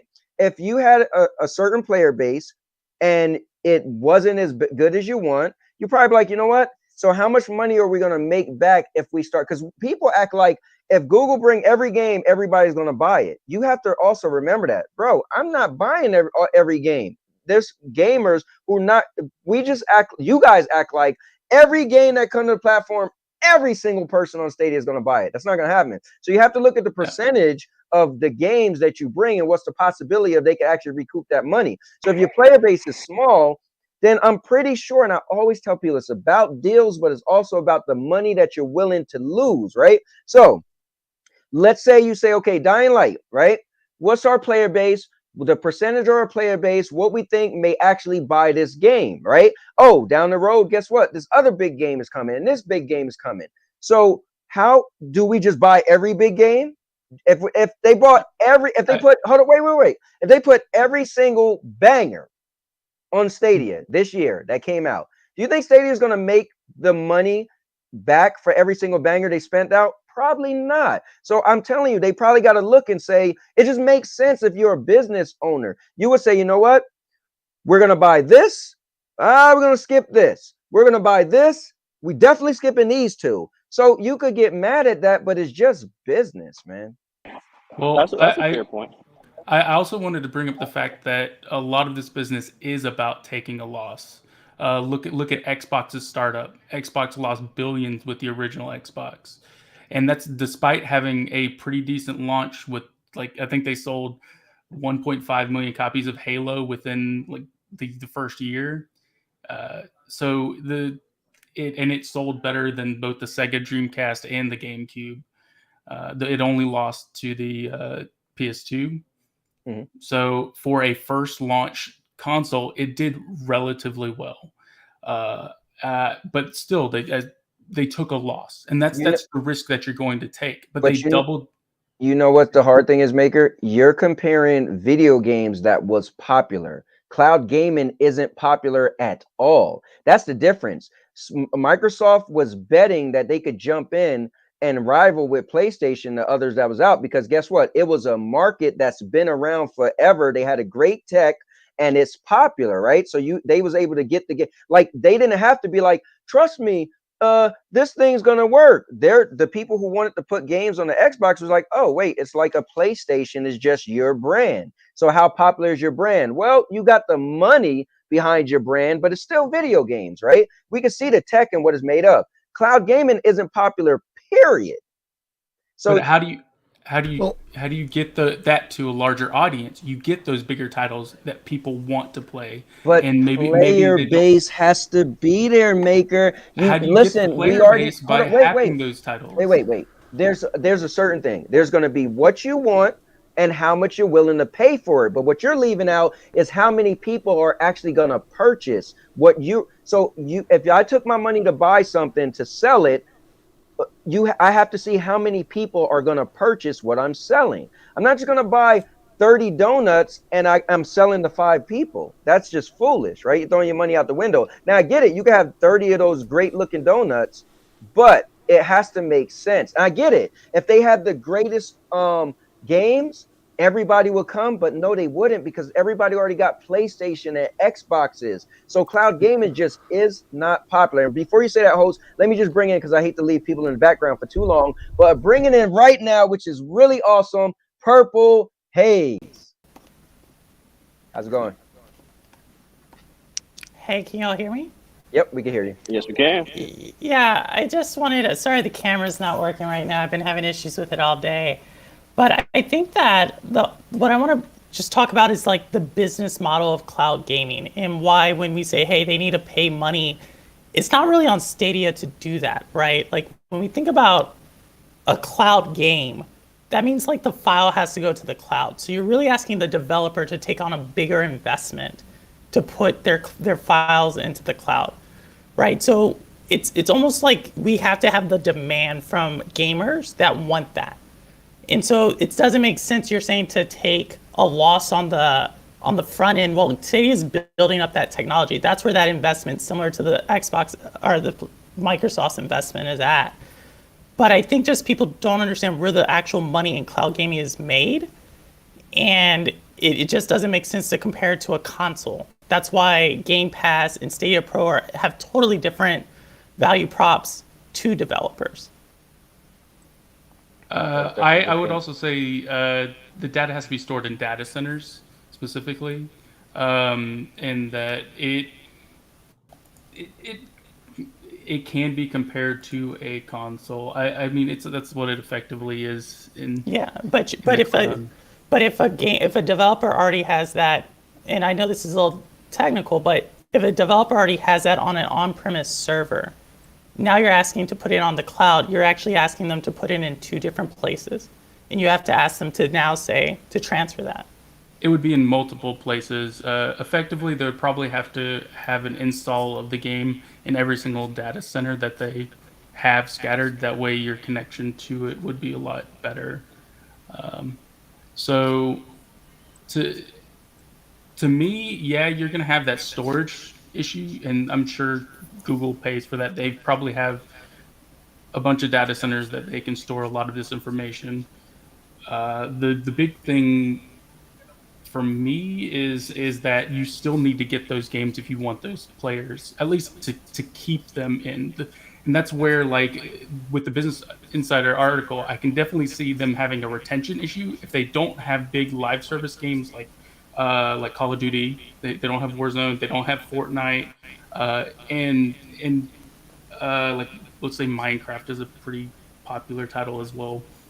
Just a lot of the really big popular titles, they don't have those in the cloud.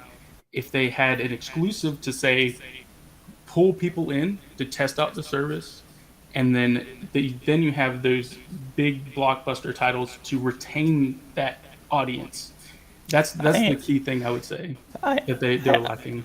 I would also say, though, to not put too much, I mean, we've already said not to put too much weight on the Business Insider article, but the number 750 is relatively 12 months after launch. We have not seen what that number is past the expansion of Stadia, correct? There was additional countries that were added last year, at the end of last year. Additional to that, there were several facts that were wrong. We continue to say what Phil Harrison, he was underleveled. That actually happened last spring. It just seems like this article was somewhat put out there, or the information was gathered a lot earlier, and they were just waiting to drop it at any time. Like, it was a slow business day. That's not unheard of in journalism. But overall, I still think that when we think of like retaining and getting gamers on the platform, yes, that is a goal. But I think when we look at the mission of Stadia or cloud gaming in general, their real target audience are people who are not currently gaming. Their target audience is looking for all those people who don't have access to it, looking at people who potentially wouldn't have played a game. That's why I think you see this integration, stronger integration between Stadia and YouTube, Twitch and Luna. And so, yes, they may not have the AAA games, but we see that sometimes the AAA games aren't really like, I think console gamers like to claim that is like what keeps them there. But in reality, the gaming industry is becoming more and more that they're playing the same games. It just depends on what they prefer. And so a lot of people prefer Warzone and Fortnite. And neither of those are my cup of tea. But I think it's really interesting for me. I'm sorry about that, man. I think for me, like what Purple was saying, technically somebody like me is not their ideal demographic, because I'm the kind of guy who, because I like convenience and I love to be able to play and have options, I'm the guy that has probably every single game that I have on Stadia, I've bought again separate from Xbox, Steam, and everything else, because I love games and I love to be able to play those games and have those options. So you bring up a good point, and it lets me know that I'm not exactly their target audience, because I'm just somebody who really loves games, right? So the people who they're trying to really get and go after, that's the tough part. That's the tough, I guess, act that they have to go ahead and try to pursue and try to get those people in. They have the tech, but I think it's just hard to try to grab those people to help them understand what exactly cloud gaming is and why the offerings that they have are worth coming over. Yeah, well, man, sorry, Cowboy, I just wanted to say something really quick. I don't think that you're not necessarily a person that they don't want, right? Like, I think, Doc mentioned this in his video this weekend. Stadia showed gamers what they can do. Like, you can test out those features, right? In the end of their Twitter post, they said, the proof is in the playing. And so if gamers don't want that, right? They say they want something, but then they complain that it's not on their console or whatever. Stadia they have to pivot and focus on the developer to say, okay, here's what we can do. Here's the new gaming experiences that you want to do in the future. And so I do think there's a place for you. I wouldn't say there's not. However, to Ace's point, if you are looking for triple games day and date, there's only a few consoles that do that. Not all of them do that.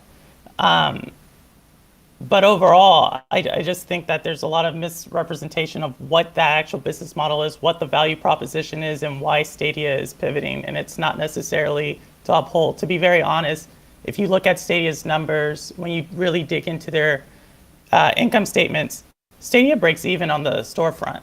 It's not like it's a losing bet. So I'll leave it there. You can go, Cowboy. Well, I just wanted to say that I think everyone is comparing it to consoles, because when it first came out, they said that themselves, right, at GDC. But I think over time, what you realize is obviously you could put a statement out, right? I could say my new burger joint is going to one day be like McDonald's, because that's what I would like it to be, right?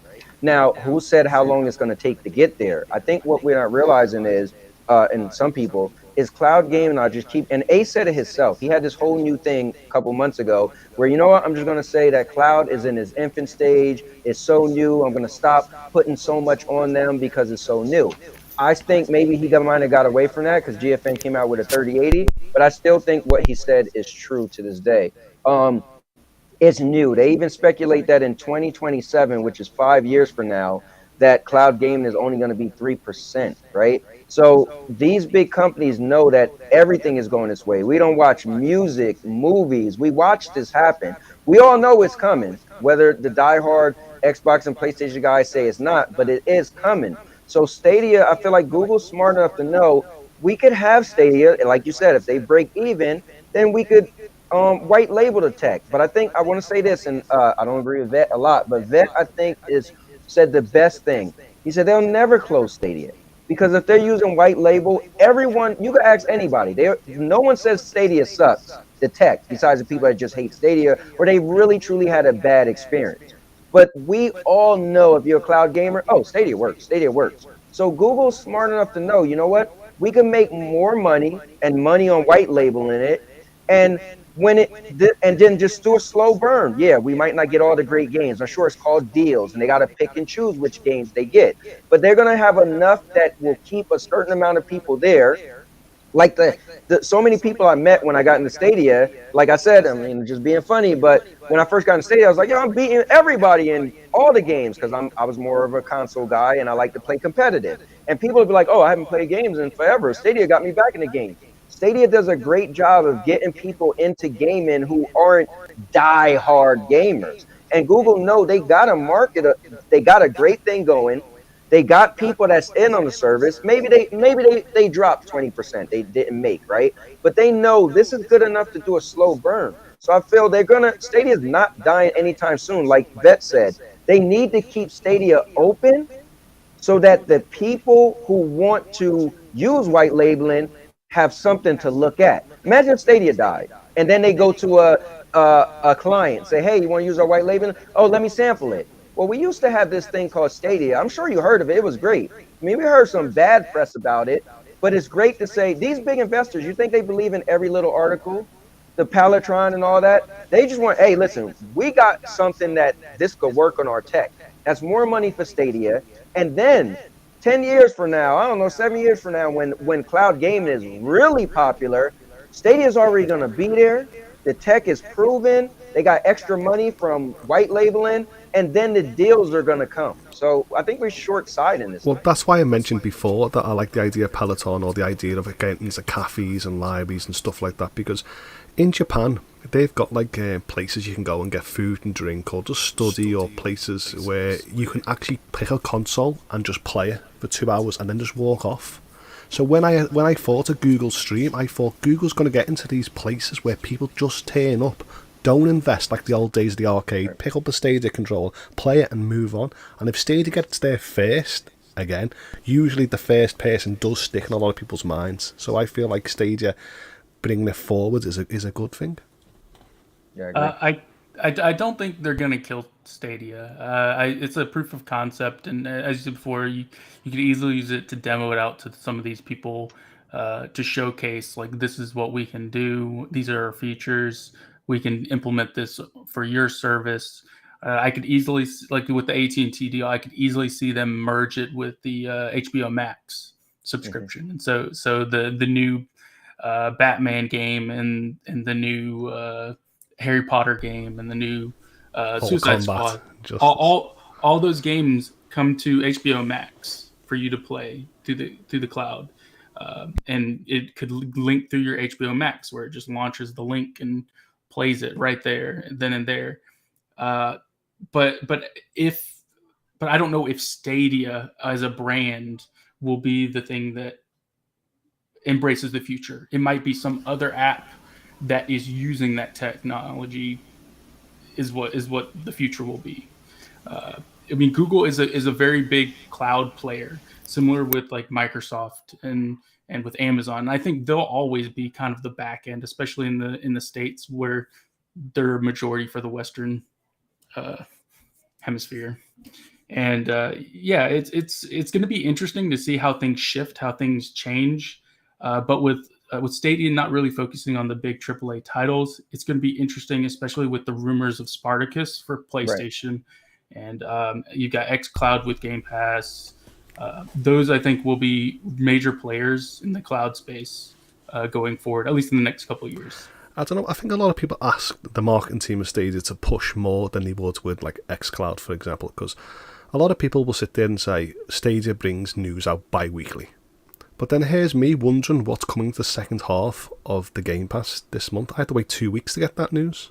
Or, for example, GeForce Now has just released a month roadmap. And, of course, on there I didn't see the likes of, Total War, Warhammer 3. I didn't see King of Fighters 15. And I know they're going to come. But if I just focus on that news article, I think, well, GeForce Now is not going to get that, but they've got all the other games. So it makes me doubt that service until it comes. But I don't see other people kick up as they would if Stadia never got their mark and spot on to say what's coming ASAP. I wanted to say something about that. Xbox, I believe, does a thing every month where they showcase a lot of the games coming to the platform that particular month. I'm not sure if it covers all the Game Pass games, but there are a couple games that already have been confirmed to come out in the next month or two with Game Pass. But not all the time, isn't that correct? Not all the time. So that's what I'm trying to say. When people see that news article, they might go, "Oh, have they dropped the ball?" But that's not the narrative. They will bring it at a later time. Well, that's because they're consistently. This week at Xbox, I believe. Yes, this week at Xbox, I believe they did what Larry Hurd used to do it. I believe. Yeah, they do this week on Xbox, I believe. Yeah. So it's there. Yeah, it's there. It's just, I mean, I get what you're saying, host, but they do have that.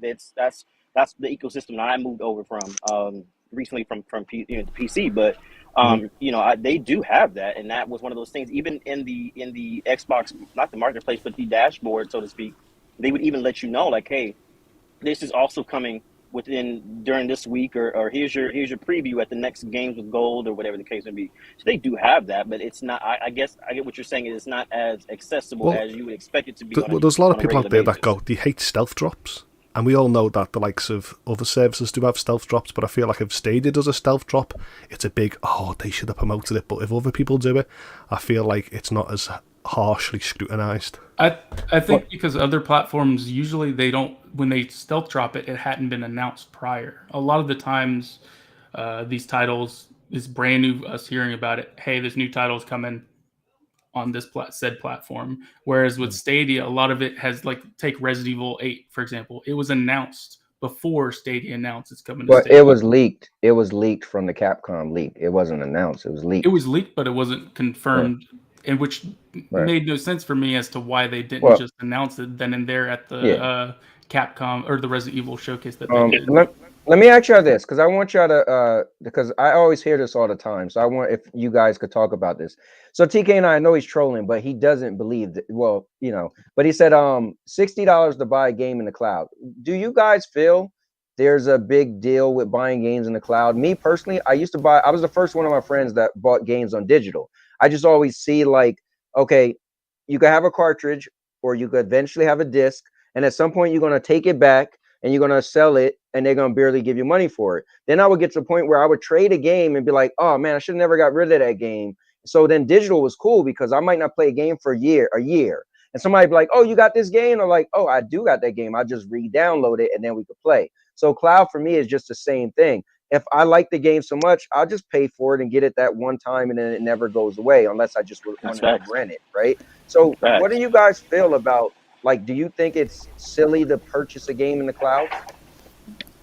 Me personally, I'll say that I don't think so, because for the same reason that you said that you didn't buy physical, the reason why I actually stopped buying physical and going digital, because I used to call it a problem. I would trade my games in to get the newest game. And so this was a way of me safeguarding that and keeping myself in check to say, look, if you buy that game, if you buy it digital, you got to go through a whole bunch of stuff to even get a refund or whatever the case may be. So that was my way of saying, okay, listen, I'm saving space, but also I can go ahead and keep track of my games and not have to worry about, oh man, Dying Light 2 came out. Let me trade all 8 of my games, because I used to work at GameStop, to go ahead and get this one game, and now I'm out all those games that I may come back to at some other point. So I personally don't have an issue with it. I think I like it. I don't have a problem with it. And I think he's clarifying himself. He said we're tripping if we pay full price for a game in the cloud. I wanted digital and cloud games to be a lot cheaper. I've been saying it the last decade plus. But it is what it is. The developers asked for that price, and gaming's only going to get more expensive. So it is what it is. What I like about Stadia, that if I buy that game, I can add it to my family library and it gets instantly shared over 6 accounts. Same if I buy it on PlayStation or Xbox, I get 2 accounts. Or the Switch, 2 accounts. But when you come to other services, they don't allow that. So I feel like I should be praising the services that do actually bring more bang to buck with me sharing my digital titles than the ones that don't. So I feel like I can justify that price, especially if I go half with a friend. So that price becomes cheaper than it would if I actually bought 2 physical games or I actually bought a game and traded it in. So I think the concept is still new, and people are having a hard time with it. But it's just like asking anyone who pays for a digital movie. It's pretty much cloud-based. If you're buying a movie of Amazon Prime, it's the same thing. I know people might say, right? Prime movies are not expensive as gaming, paying $60, but still, if you look at the price, it's still the same price as going to buy, the movie at a retail store, physical copy. It's just a new concept that people are not familiar with, but eventually it's going to be the norm. I don't see an issue with it. Just like Steam is a digital store. Some people can make the argument that you can download the games onto your PC, which is a local device. But still, technically, it is a digital product, right? So if anything was to happen to Steam, you pretty much screwed. It's a digital product. People can say, "Oh, I'll buy a hard drive and download all the games," but it's a digital product, dude. And that's kind of what it's like with Google Stadia. But instead of being able to download, and I think in the future it might come to that. Again, Stadia is still new, but it's still a digital product. So if you're buying stuff from Steam, buying stuff from Nintendo eShop, it's similar. It's technically similar, but the argument that people want to make is that you can't download yet, right? That again can be something that comes in the future, but people want to make the argument now that you can download it physically. But if you're buying stuff from Steam, which ask any PC gamer right now if they actually still buy like physical PC games. They'll laugh at you. What is that, right? Most people, PC gamers, buy the game through Steam or Epic Game Store, right? So it's just a new concept. It's going to take a minute for the industry to adapt to that. But you'll see, right? Eventually, Phil Spencer already said the goal is for xCloud to do the same, to where you purchase a game from the marketplace and use Xbox Cloud Game to play that game. I think that's where the future is going. It's just a new concept, and it's taking people a little bit to adapt to it. So, I think that it's to Ace's point and to several of the others that totally agree with you. I think it's a new concept. I think there are pros and cons to it. Meaning, let's say, like before, whether it's a cartridge or a CD or whatever, I mean, those things get damaged, right? Like I've paid many times for a new game because it got damaged, or because my brother stole the game. He won't admit it. Still a family issue on our side, but that doesn't happen with the cloud, right? The game is there, and so I do think yes, if you have a physical copy of the game, that's great. It takes up space, and there's that. But I think with the cloud, by saying, well, if the server farm goes down, I mean, let's be very real. We're talking about Amazon server farms. If those go down, probably the world's going to go down. We're talking about Google's for server farms. We're talking Azure, right? We're not talking about your mom and pop. I don't even know if there is a mom and pop cloud server farm. So I think that there is kind of this fear of what happens then. If Google goes down, the world goes down for a lot more other reasons than your $60 game. Correct. Can I just ask a question real quick? Let me say this one last thing, Ace, before you do that. Also, and I think that's cool. You could download your digital and you have it, but also that same thing as Purple said, but that's also take up space because you have to have a hard drive to put that somewhere. Exactly. And so for me, cloud gives me that full benefit. It's similar to digital, but I don't have to worry about space at all. And I just press a button and I can snap my finger and I get it right back whenever I want to play it. So I do want to add that in there, So let me just real quick, I gotta head up, but ask this question to you guys. This is something, been pondering. Questions. Do you think the cloud gaming war is over before it already started? No, not at all. It's just getting started. Yeah, just getting started. You know why? Because we haven't even seen PlayStation get into it really yet. Sure. When PlayStation get into it, so we're all talking about Stadia and GFN. When PlayStation get into it, you're just gonna hear PlayStation and Xbox. These PlayStation and Xbox guys that don't care about cloud wars, but you'll hear them. Here's the truth of it. last generation, nobody I know cared about older games. This generation, the new consoles launch, and they barely had games. So guess what? The argument is we got SPS boosts. Our older games play better. When both of them are competing with the cloud, you're gonna see these diehard Xbox PlayStation guys that didn't care. They're gonna be like, oh, well, we got this in the cloud, we got that in the cloud. We're just getting started with these cloud wars. Trust me. I think personally for me, it depends on what you mean by the cloud wars. I think what you're going to see. Yeah, go ahead. For me personally, I think it's like if we're talking about the main people who will have cloud services, I think you're kind of starting to see their different strategies and where they add value, right? Google is going to be integrating it with YouTube and having that experience be very much there. Amazon will probably try to do the same thing with Twitch, Azure, or Microsoft xCloud, right? They don't have that consumer-facing presence, so they have to create some destination that they can have everything. And it is to be seen what Spartacus and what Sony is going to do there. And Nintendo, I just think they play by their own rules, so I don't really add them in that category. But yeah, I think it depends on what you mean by cloud wars, because I don't think it's going to be about content. I think it's going to be about features. On paper, Nintendo's the best. Nintendo's the best cloud in my eyes. I like that. Well, I wanted to say something. I'm about to head out, so I just wanted to say that yeah, it's going to be a transition. As for like what xCloud's going to do for their kind of streaming service, I know that Xbox already has integration to stream directly to Twitch, so they might maybe work out a deal with them to stream to Twitch for their streaming service, or create their own. I know Mixer failed, but let's be real. Every big company wants a bigger piece of that pie, and they want to have their own launchers, their own streaming service, so that they can take that revenue for themselves.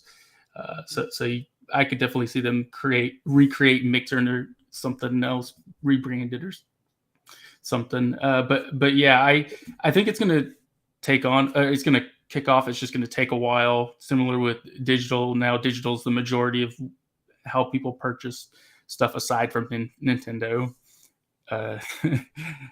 But yeah, we'll see what happens. No, Nintendo's the best cloud in my eyes the last 6 months, because if I look at the games, Hitman 3, Assassin's Creed, Control Ultimate, Marvel's Guardians of the Galaxy, Dying Light 2, Kingdom Hearts Collection. That's a good point. On a lovely portable 720 screen. But I made it. You're talking about content layer holes, right? You're talking about Nintendo. But performance-wise, the game runs like crap in the cloud. Yeah, but that's subjective for a lot of cloud services for people, isn't it? You can't say... No. I get it's subjective, but like if you're talking about like frame rate, Guardians of the Galaxy, Switch Cloud is only 720p. So we need to talk. So it's all about performance now, is it? In the cloud space, we can't be happy with 720 60 on a Switch. Not if you're trying to play, dude. Okay, go pick up Guardians of the Galaxy on Switch, play it. Tell me if you have a good enough experience to recommend someone pay $60 for that, while they can pay $60 somewhere else and get a better experience. And that is why a lot of people don't trust cloud in general, because they feel like they are so used to their hardware. Doesn't matter if it's local or portable, and they believe that their $60 should be going to something what's already established. No. I'm answering your question. You're saying Switch has the best cloud, and when you talk about games, content, it looks better. They have Kingdom Hearts. They have not performance is also as important. Like if your game is running at 720, that gives people bad taste. Not even just 720. If you're having latency issues while you're playing your game at 720, that's even worse, right? So I don't know. Like they do have some of the games that you might like, but when it comes to like performance and experience, I don't think it holds up. We're doing a video on that. You'll see more. So that's what I say. So it's like if I play a game like on a Luna and it's only at 720, 1080, then do I actually sit there and say, oh, it's playing somewhere else better, or do I just accept it? That's what it is on my service I'm playing on? Well, if that's the only platform you have, then you have no choice. But if you know that there's other platform to where you can get a better experience, why not test it out there? Yeah, I get what Holtz is saying because they had all AAA bangers. I mean, for example, so if we say saying, if I say Kingdom Hearts, for example, it's the only place I want to play it unless I pay for boosteroids. But then I have to have got a subscription cost on top of that, so I can't just buy the game, can I? So Switch, for example, that's why I was leading to Switch. You just buy the game for $60, play it, it's yours. But then no one else is offering that, is it? Are they? Yeah, I mean, yeah, there's options. But anyway, just back to Holtz, I hear what you're saying, man. But just so the reason I brought up that question, right? We've talked about like content being king, right? When it comes to just the subscription services. Again, Stadia with 50 games for Pro. You know, people are talking about like Phil Harrison being on this subscription and how Stadia might be going that route. Microsoft, you've seen their investment, right? Acquiring all the studios with Bethesda and Activision, right? With the goal being Game Pass and again, like IPs. Sony with the purchase of Bungie and, you know, Sony with their... So content is key. Having, right, great franchises. Again, talk to a lot of creators. They view this cloud gaming wars as similar what you see with like the streaming services with Hulu and Netflix, to where exclusive matter. Exclusive is what's going to get people to take a look at, you know, your platform, right? New Game of Thrones, people are subscribing to HBO. New Stranger Things, people are subscribing to Netflix, right? So if this is how the cloud gaming space is going to evolve into, like, going forward, right? Do you think these companies sitting back right now? So my personal take is most third-party devs are going to be acquired. If it's not by Microsoft, if it's not by Sony, it's probably going to be by Amazon. Some people are forgetting about Facebook. Some people are forgetting about Disney. Some people are forgetting about Tencent. There's rumors that EA are being looked at to be acquired. There are rumors that Capcom is being looked at to be acquired, right? So if the game is acquisition to get the IPs on your service, to have IPs for your streaming service, with Google not investing in IPs, right, exclusives, with Amazon having their own studios and potentially buying exclusives, do you think these companies like have the luxury of like chillaxing while these companies are getting scooped up? Or do you think they should be aggressive with acquiring as much studios as they could if IP and subscription is the future for cloud gaming? Yeah. So go ahead, Hayes.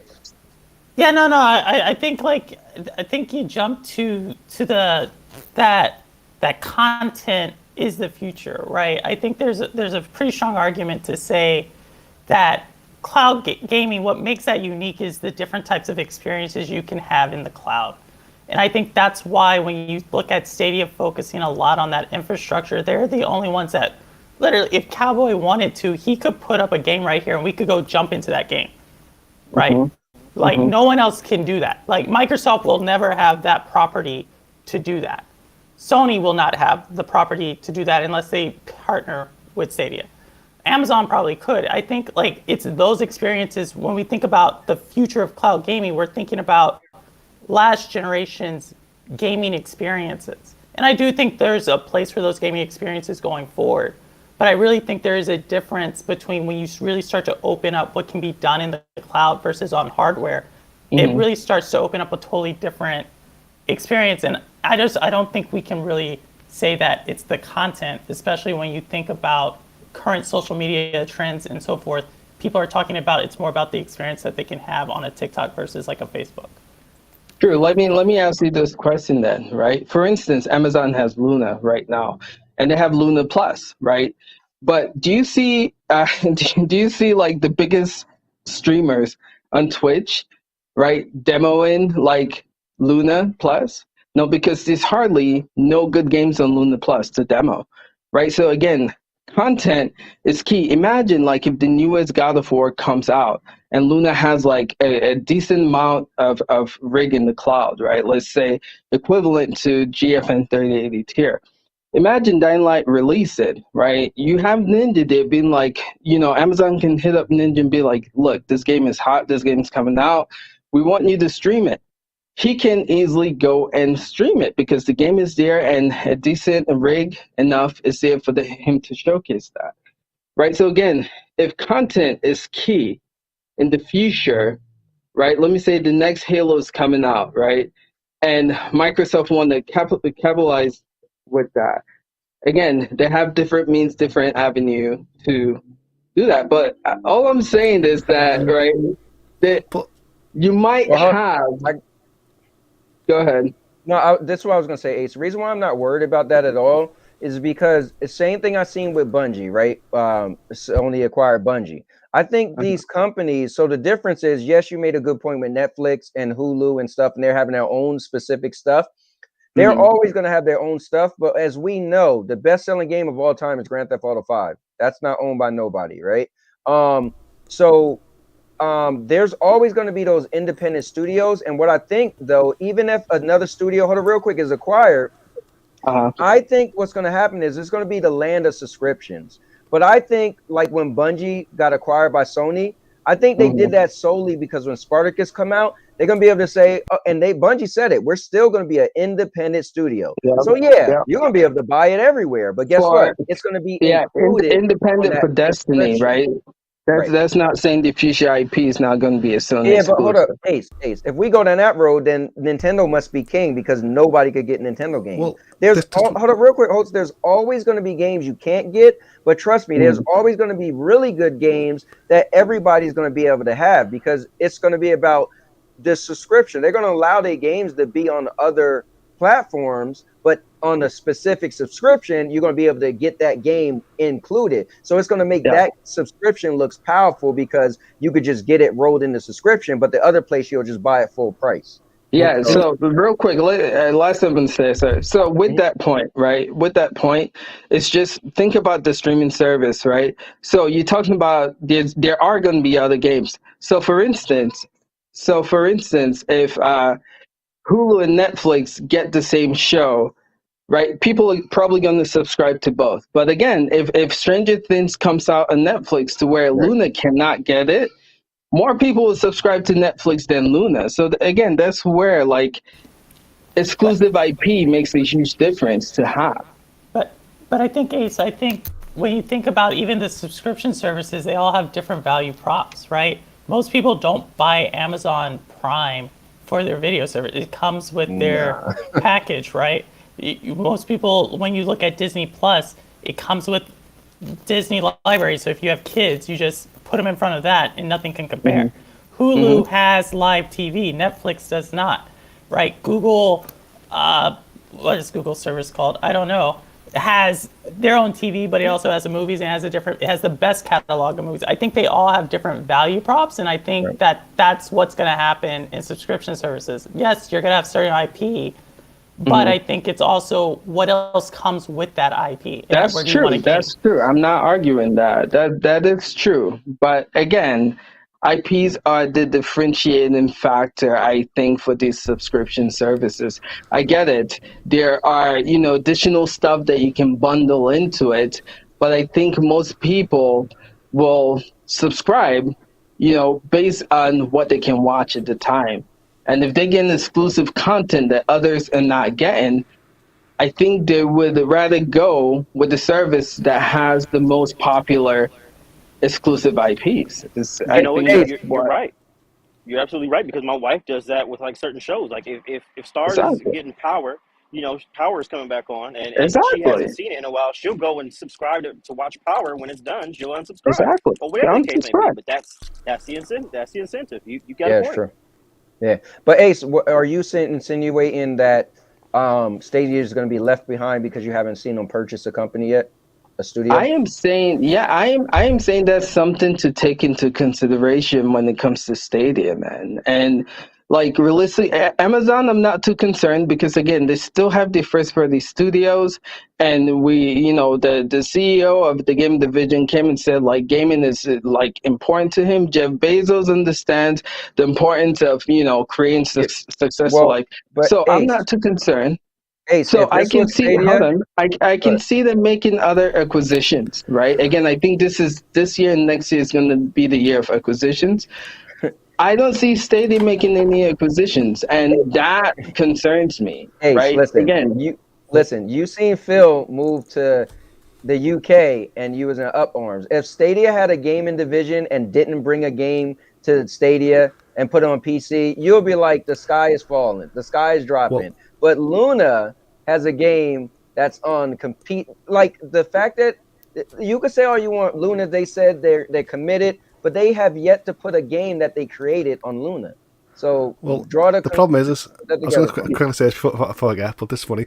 We mentioned Paw Patrol before, but Paw Patrol is an IP that makes hundreds of millions of pounds. And Stadia's got this title. But I feel like Stadia's got a winner here with Peppa Pig and Paw Patrol. But what the problem they've done is they've locked joining into a Gmail, a Google account to 13 plus. So if this game had actually a younger entry level, I feel like it actually will boom Stadia quite fast. But it's locked behind the parent and stuff. Yeah, but that is because of the UK privacy laws with children. You know that, right? Yeah. But what I'm trying to say is they got what I mentioned is they got the IP products that will establish a gaming base for young gamers. But what I'm trying to say is actually they are restricting themselves as well by the laws that are in place. Yeah. So I hear that. To answer this whole, I know I hear a lot of people talking about like New World. Why is it not on Amazon Luna? You know, cloud game is still early in this.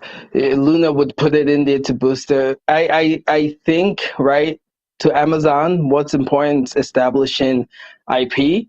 Who's to say New World cannot come to Amazon? So, like, let's say if Amazon's ready to launch Luna next year, they can say, hey, you know what? New World is IP, GFN. We don't want you to have it. Deuces, right? They can do that. They can afford to do that.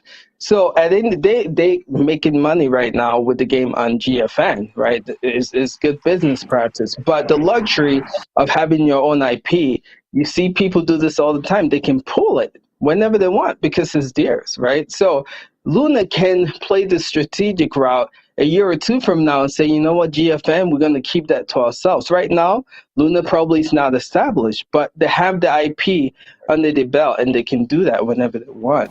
That's the beauty of owning and having your own IPs. You have a good point. I actually, like tomorrow, our early access starts, and I haven't really installed, is Lost Ark, which is a MMO from Amazon Studios. And I'm like, I'm like super excited about that. I'm still at the same time, I see your point, because I was getting ready to say, well, why? It's coming out tomorrow for early access. I'm like pumped. A lot of people have been playing overseas for years and all this stuff. Why isn't it debuting on Luna? But you made a good point that maybe it's not established enough to be able to sustain a title like that of that magnitude, which is why they're going to port it over to have it on PCs to start and maybe see what the reaction is. Exactly. Because it's their IP. They can do whatever they want with it anytime. Yeah. Well, I think the big thing we have to take in consideration with Luna is money, right? It's that the service is only $5.99. You're not gonna give away that game for $5.99. Let's just be clear. So I think right now it made sense they would lose money if New World was on Luna, you know, and it only being in one country. So that's the real reason why these games aren't on there. Like, you're not like, imagine if a game xCloud was $5.99. You'd be like, wait, I could get Halo and I could get Forza. Like, no, that's like, you're not going to pay that cheap of a price for these stunning games. So I mean, you know, Maker Chaos made a good point. I'm sorry, you guys, but he made a good point. Like that's another thing that's interesting to me about Lost Ark, is it's a free game. It's a free to play. It's a free to play game. So what's the story on that though? You know, that's what makes it very interesting. There you go. So why isn't that on Luna?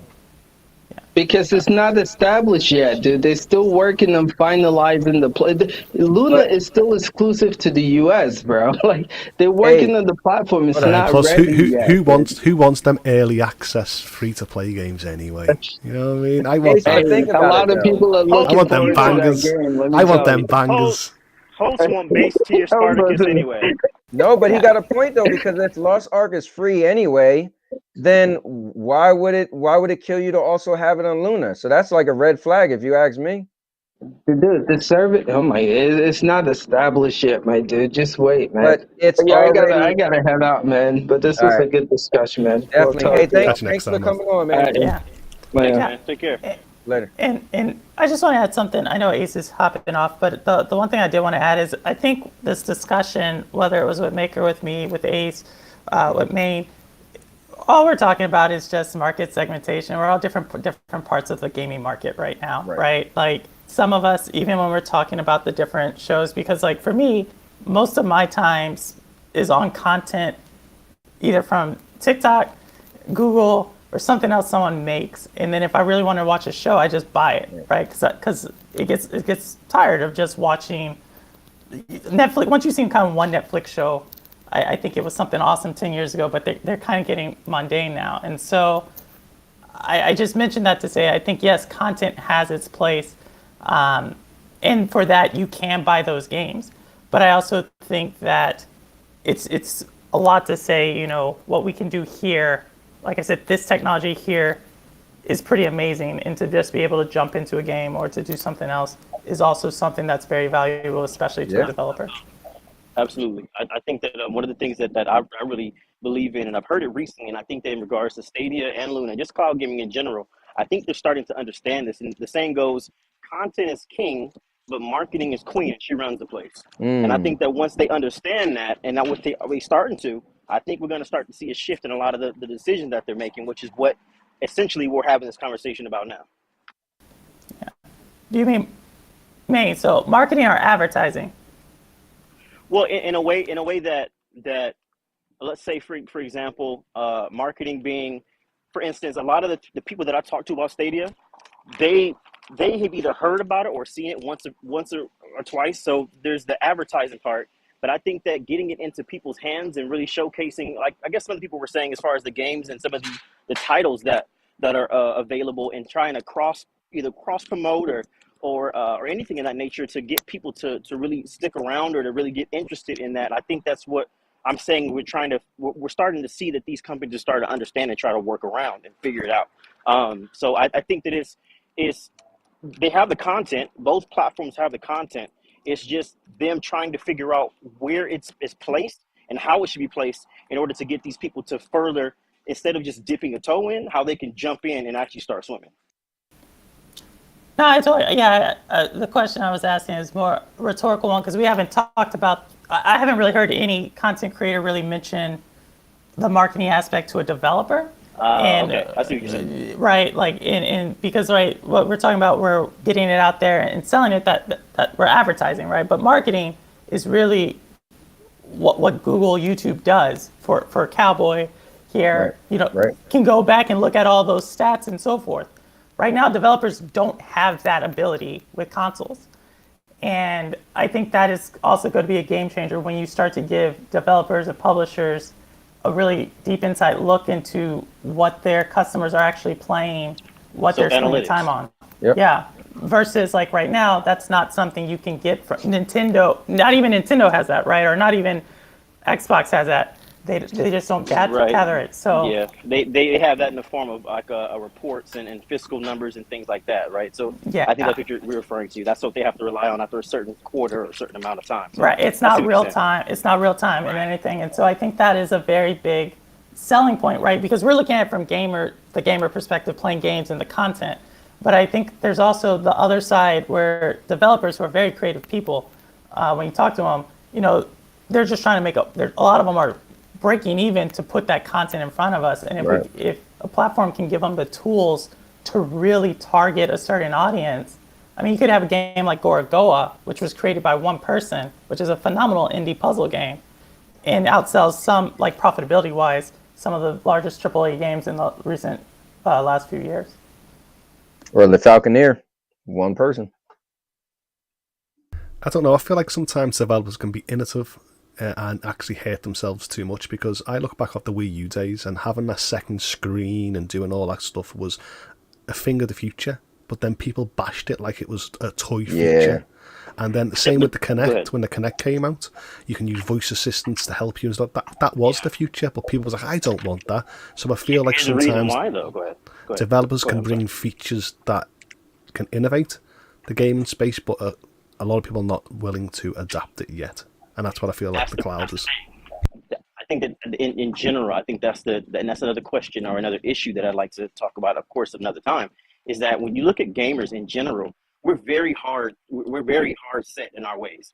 Change is very hard for us to adjust to or understand or see.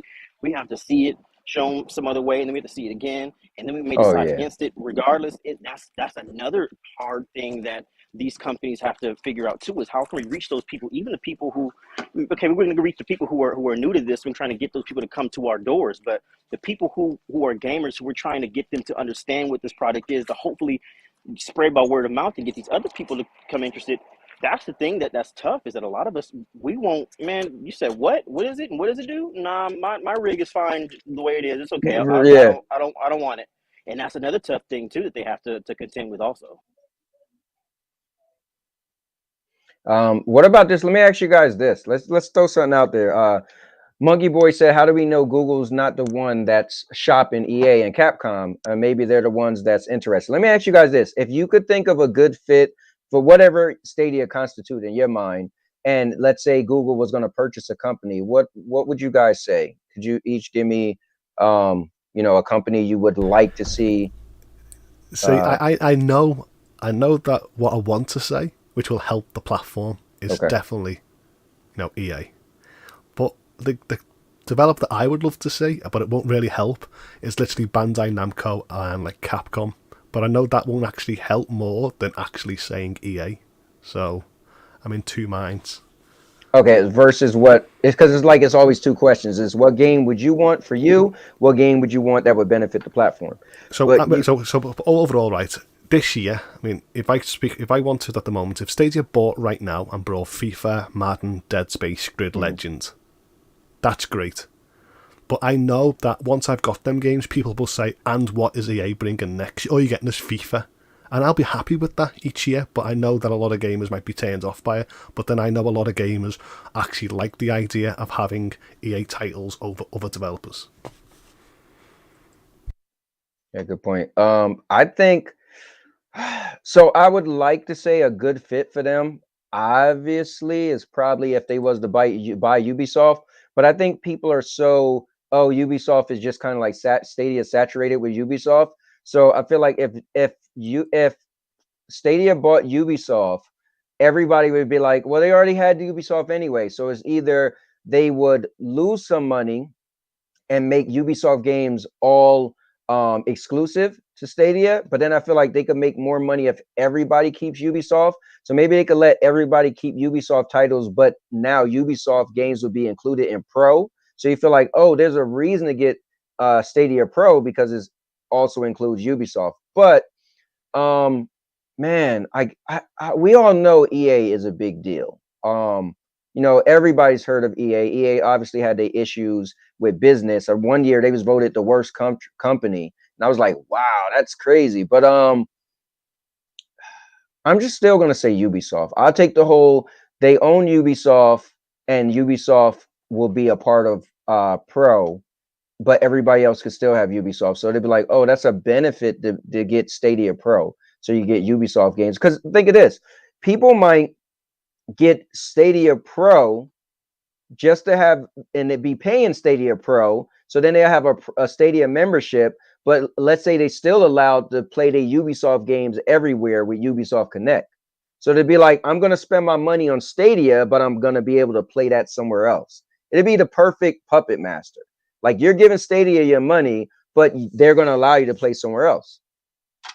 And that'd be up for the other companies that might say, no, you can't play your game that you're paid for on Stadia here. Kind of like what happened with GFN in the beginning. GFN, all the companies allowed you to play everything on GFN when it was in beta. As soon as GFN wanted to charge for the service to stream your games, they was like, whoa, whoa, whoa. So that'd be my answer. Main or purple? Purple, you good, or you take it away? Yeah, I think that I don't think there's a game really that will do that now, right? Mm-hmm. My thing is, I think there are regions in the world, if you could put Stadia there, it would benefit the platform more than anything else. Same with a franchise, same with a publisher. Just because right now they're usually the gamers who know the publishers, who know the games, already have places to play those games. And so it's really going to take like a new type of experience, a new type of game, something to really grow the platform and benefit it. That's just my opinion. And we kind of see that. Like there's a lot of games that people play on other platforms that are on Stadia, but they still choose to stay on those other platforms. That's true. So then have Grand Theft Auto. Go ahead. Ooh, well, yes. For me, I think that it's I can't help but in this case I try not to be a little bit biased. I think for me, the company that would do it for me personally would be Square Enix. They have such a large library of RPGs, other action type. Imagine, right? Final Fantasy VII Remake comes to Stadia exclusively, or whatever the case may be, right? Or just their catalog. Octopath Traveler's already there. Life is Strange is already there. There's Marvel's Avengers is there. Yep. Tomb Raider's there. There's a lot of games that are coming from Square Enix that are already there, and I think that if they add that catalog and their library of expansive titles to the platform, me personally, I'd be like, oh, okay. And I think that would be a lot of my family and friends are big RPG guys too. So you mentioned that, and I put Stadia in front of them, and they're like, okay, well, how much and when and where? And I know for a fact that that's the kind of, to me and our family, that's the kind of pull that Square Enix would have if it would come over to Stadia exclusively. That's a good one. Do you think? I'll throw my money. If that was Square Enix, I didn't want to say Square Enix, but if it did, they've got all my respect. But I feel like that, once again, like I don't want people thinking, oh, if that's the case, then I'll boycott. Because I think a lot of Square Enix is heavily tied to Nintendo and Sony. So I feel like that a lot of people would boycott instead of going to cloud. So that's gotcha. That'd be Well, let's be honest. Stadia is the red-headed stepchild, guys. In gaming, people, it's like when Xbox first came out. You was like, Xbox? Ain't nobody playing Xbox. And then at one point in time when Xbox 360 was popular, you was like, PlayStation. It's just gaming. That's why I enjoy it and have fun with it. Yes, I get passionate, but I'm passionate because I spend a lot of time covering this and I play it in my life. But it's gaming. Like, this is what we do. I've been doing this since Atari and ColecoVision. So when, like, Holt's been the luxury guy. Holt's is like where I came from. Me and my friends used to share. He would buy the Genesis, I'd buy Nintendo, and we shared. I'm like, hell no. I used to be like, your Nintendo's trash. Like, that's just what I was doing. So I feel like I used to share it in my youth. If I tried to get on my friend, no, hello, can I borrow that game? He was like, no, I'm playing it. So back in the day, Holt's like, you won't give me my game back. But so hey, there was nothing worse back in the day when your friends had the game. You go, oh, can I have my game back? Oh, give me one more day, and it was effort, wasn't it, to go back and get it? So let me say this, TK, real quick, and I'm gonna say this to everybody listening. Yeah, guys, say what you want, right? Whether Stadia's gonna die, but Ray, and I wish I would have highlighted. Oh, I did highlight it. Ray said Stadia was supposed to die in 2009. Stadia is supposed to die in 2020 when SG&E closed. Stadia is supposed to die when he listed a bunch of so you could laugh, but dude, Stadia is supposed to die like 1,000,000 times. How come it's not dead yet? Because I'm pretty sure if I pick up my Founders controller right here and turn on my Stadia, it's gonna work. So who's laughing, really? That's all I have to say when it comes to any type of Google business versus Sony or Microsoft. And Doc knows what I think about this, but when they go head to head, Google usually wins. #1 speaker seller in the world right now, Google. Used to be Sony. Outlook versus Gmail. Google search versus Bing. Mixer, I don't even know what Mixer is. No, it's done. They closed Mixer. Obviously. To make it so bad, hey, hold up, real quick, Purple. To make it so bad, Microsoft gave Ninja, which was one of the most popular, probably the most popular streamer at the time, gave him a bunch of money, brought him over to leave. What was he on, Twitch, or was he on YouTube at the time? I forgot which platform he was solely to, but he came. Well, he was only there for a few months, wasn't he? I know he was only Mixer. No, before Mixer. No, they paid a bunch of money to get him to come to Mixer, and then guess what? Mixer, they killed Mixer. He was on Twitch. So, he was on Twitch. So I'm just saying, so much that Purple's like, what the hell is Mixer? So that's all I just have to say. For a company that was just started, I don't know when Google started, 98, 99, and other companies that had such a huge advantage.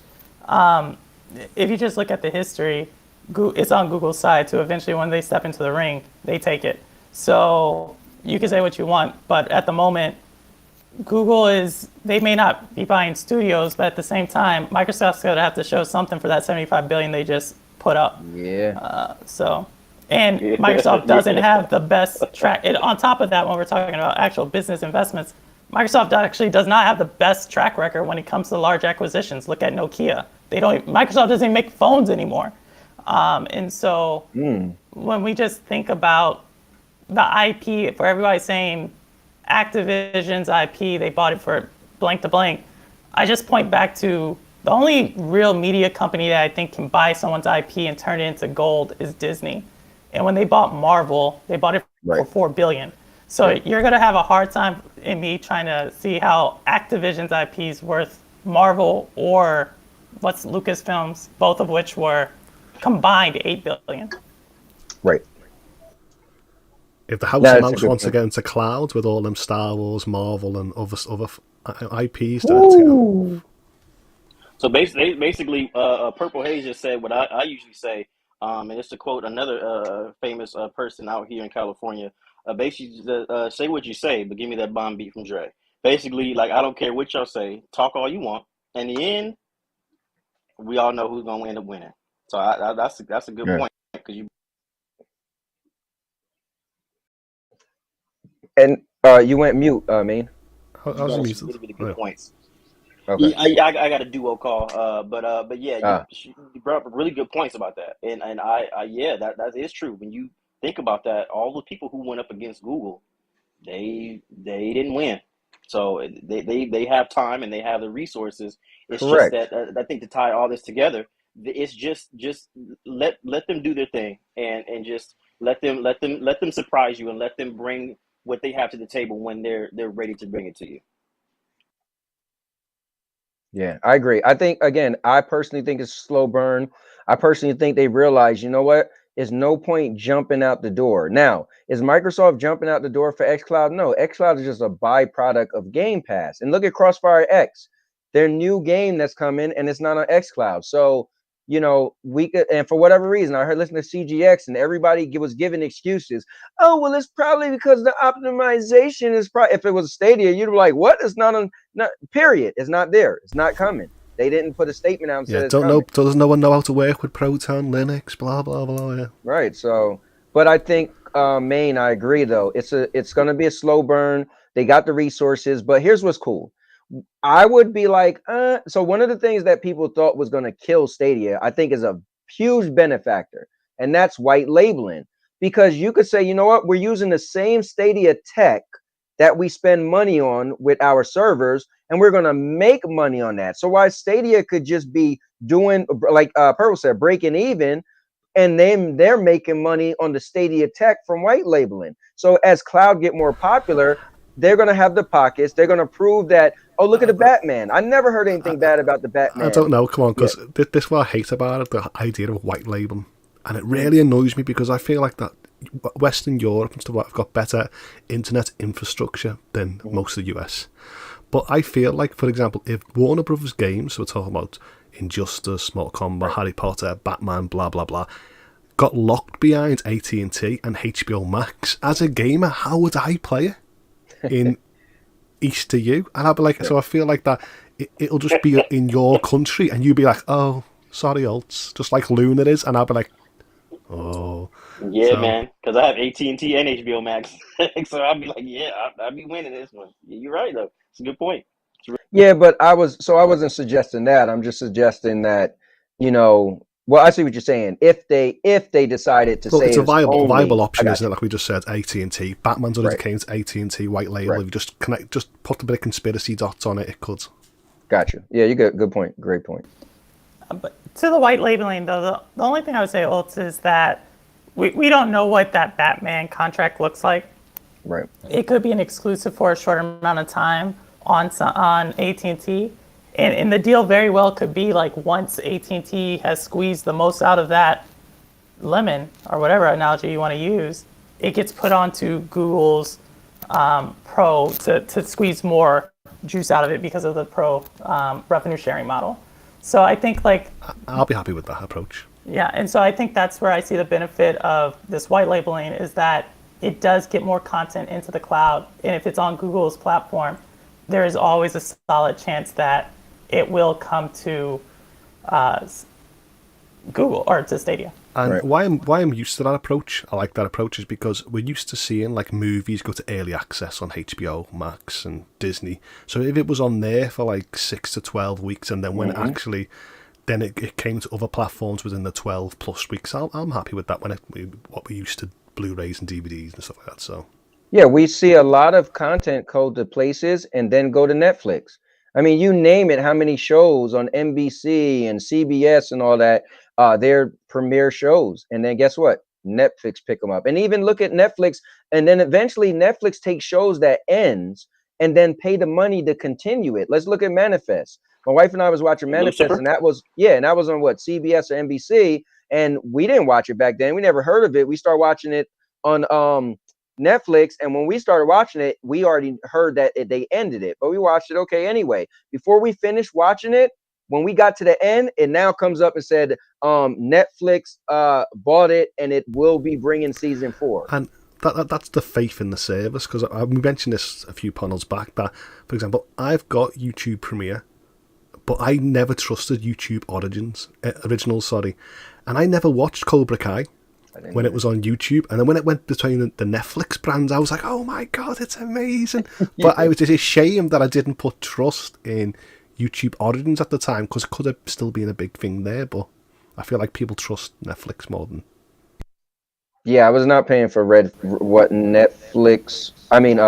Red, I think it was called. And it's just weird now, because in today's world, people are willing to pay for multi-subscriptions now, but back then, it was, you wouldn't do it. Yeah, and I'm still a little weird with that. I'm not the guy to have a million different services. Like, I literally pay for Netflix, and I think that's it.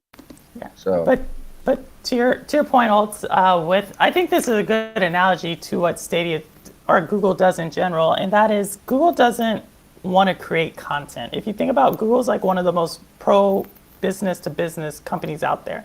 They would rather, Purple Haze watch Cowboy's content versus someone else, and that benefits Cowboy, right? So Cowboy's more likely to be on this service knowing that Google's not putting their money behind another type of IP or show. I think gaming's the same thing. I think that's why one of the main reasons Google shut down Stadia Games and Entertainment, other than content's just really expensive. But if you are trying to lure a content creator, developer, publisher, or whoever to your platform, it's a lot. There's a much stronger selling point to say, like, hey, we are going to give you the best tech, the best positioning possible, versus, let's say, on a Microsoft or Amazon right now, who have their and I think Luna's going to also eventually shut down their gaming studios for the same reason, and that's just that it's very expensive and the payoff's maybe not there, and they would rather help the developer get their stuff on the platform. yeah, and remember Crucible. They worked on Crucible for how long? Crucible came out, and within a couple months, they shut down the game, and they lost $500 million in that game. So, and that's a realistic, example that happened. They was new to gaming. It's not easy, and they produced a game, and that game no longer exists. So it's interesting. But I don't. It's always interesting when you see services like GeForce Now state 15 million, and it's like, well, that's great, but how many are free to play? Or Halo Infinite got so many players, and you go, okay, yeah, how many was on a $1 subscription? The free. So you have to sit there and go, is your service worth it? If it is worth it, please release some numbers so we can actually see, and actually people, staying on it and enjoying it. Or are they just jumping on board for one game? And I just did my video today, Holtz, that 90% of the Halo player base dropped. That's pretty huge. But I'm pretty sure a lot of people was able to play Halo or decided to play Halo because you could see it on Game Pass. Because that's what people do. They scroll through on Game Pass, whether the multiplayer was free or not, and it's like, oh, let me play it. But then you got to figure those people had no interest. That's why when I talk about subscription services, people always give subscription services the benefit of, I would have never played that game before. That's cool. But for me, I like subscription services if it has something that I was actually going to spend money on. So I give Microsoft the credit that there's some people that was like, I was going to buy Halo because it's popular, right? I was going to buy Forza because it was popular. You know, I was going to buy the Outriders because it was looking like the next big game, right? So I give them credit for that. But you got to think how many people just are wowed with some games on Game Pass because they look cool, and then eventually they don't really care about the game anymore. You know, and then guess what? The player base did spike because it was in a subscription and everybody played it. And then that's how fast everybody stopped playing it. So that's one thing to think about, which is a little tricky with subscription services. You know, you sell an actual game that one time, then that person bought that game and that they got that money. I was saying, so say sell 4 million worldwide. How does that transition to the numbers? You know, sales. Even if people traded it in or illegally downloaded or something, is that more than the actual 15 million subscribers? So that's really interesting. Well, guys, I don't want to keep you out here forever. I feel like we covered so much. Is there anything from each of you guys that you want to personally put out that we could, that we haven't crossed yet? For me, no, nothing I'm aware about. Just as always, I appreciate you extending the invitation. I thank you for appreciate being here and being on this this panel of very like-minded and very intelligent people as well. So I thank you for having me here, and take care, everybody. Thank you, man. Cowboy, similar. Just thanks for the invitation. You know, I've been in I may be new in the chats, but I've been actually around for quite some time, looking at everyone's channel, and just made a New Year's resolution to be a little bit more active in the community. So thank you for taking, giving me the opportunity to fulfill that resolution, if you will. So thank you. Yeah, well, thank you. You don't understand. It means a lot to me. Doc Dark mentioned you on his video, he was on one of his, eventually on his video. The first video, he said, oh, he talked to somebody, he didn't mention you, and then eventually mentioned you, and then I think he was on something live. Well, anyway, I was telling my wife always talked to her about the gaming and stuff, right? And when you commented on my video, I was like, oh my God, that was the girl that Doc Dark mentioned. So I just thought it was cool. I'm a fan of all of this stuff, but I love entertainment. I always tell people I'm a wrestling fan. I put on a cowboy hat. I get a chance to have my 15 minutes of fame, but I'm wowed by people. Like right now, this is really cool because my guy Clive, which is in the building, he literally is my favorite content creator for Stadia, right? And just to see him turning up was pretty cool. And even today, I always been doing my Monday thing, and he's been doing his Monday thing. But for some reason, he was like, you going on at the same time as me. I'm like, first of all, that was for me. I was flattered. Like my favorite content creator is coming at me saying, bro, you going up at the same time as me. It's like, oh, so I guess I'm competition, huh? But anyway, but this is cool. I love to talk to all you guys. What I told Holtz, and he made me stick to it to a point, and I got to tell the story. I said, I want to be the bridge between the content creators and the viewers. I go live and I leave the link so anybody and their mom could just jump in the show, because I feel everybody has a voice. And I would love, sometimes I'm watching a show, when you're watching like a podcast, you're like, I would love to say something, but they pretty much just read your text, and hopefully you get your text together. Sometimes you don't, right? So I wanted to do that, and Holt said to me, he jumped in, he said, oh, this is really cool that you did that. And I was like, no, I think Holt said it in the chat. And I was like, oh, it's funny, I did say that, but I never implemented it yet. And it's like he made me stick to it by saying that. And I've been because once you put the link in the chat, that's how I got on it, because I'm an artificial cloud bot, you know what I mean? So I can only get on when he dropped the link. So that's why you never see me anywhere else. I just go into rest mode until someone else puts a link in the chat, and then I jump on their panel. Yeah, Holt, you are everywhere. But yeah, it's really cool, man. And but let's see. We're gonna wind down. I just want to get to the chat. My guy Chairman Game is turning up. All right, Zero Games. And by the way, also Purple, I stream Monday, Tuesday, Wednesday, and those shows are usually always throw the link up. Thursdays I do a show with my buddy Jeff, so that's usually by invitation. And then Thursday nights I always do a show with my wife, the Sandy and Anthony show. But tune in. If you also, what's up, Purple? Do you have content you do, like Because I clicked on your channel, but it looked like you didn't do content. No, like I said, it was a New Year's resolution to get more involved with the community, just because I really believe in the platform, the technology. If you can't tell, like, I come from a very business technology type of point of view of it. But definitely, I might try to do content. I would have to obviously talk to the experts. I saw Clive in the chat. I know Cowboy. All y'all are pretty great experts in that. So, but maybe we'll see. Maybe if there's a demand, I might. Yeah, well, I think it's not that many women content creators, so there is definitely a demand. So, all right.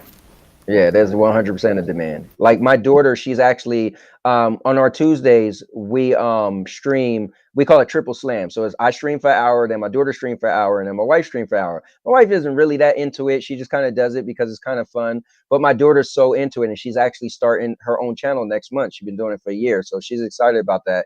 She actually is a co-host on 2 different people's shows.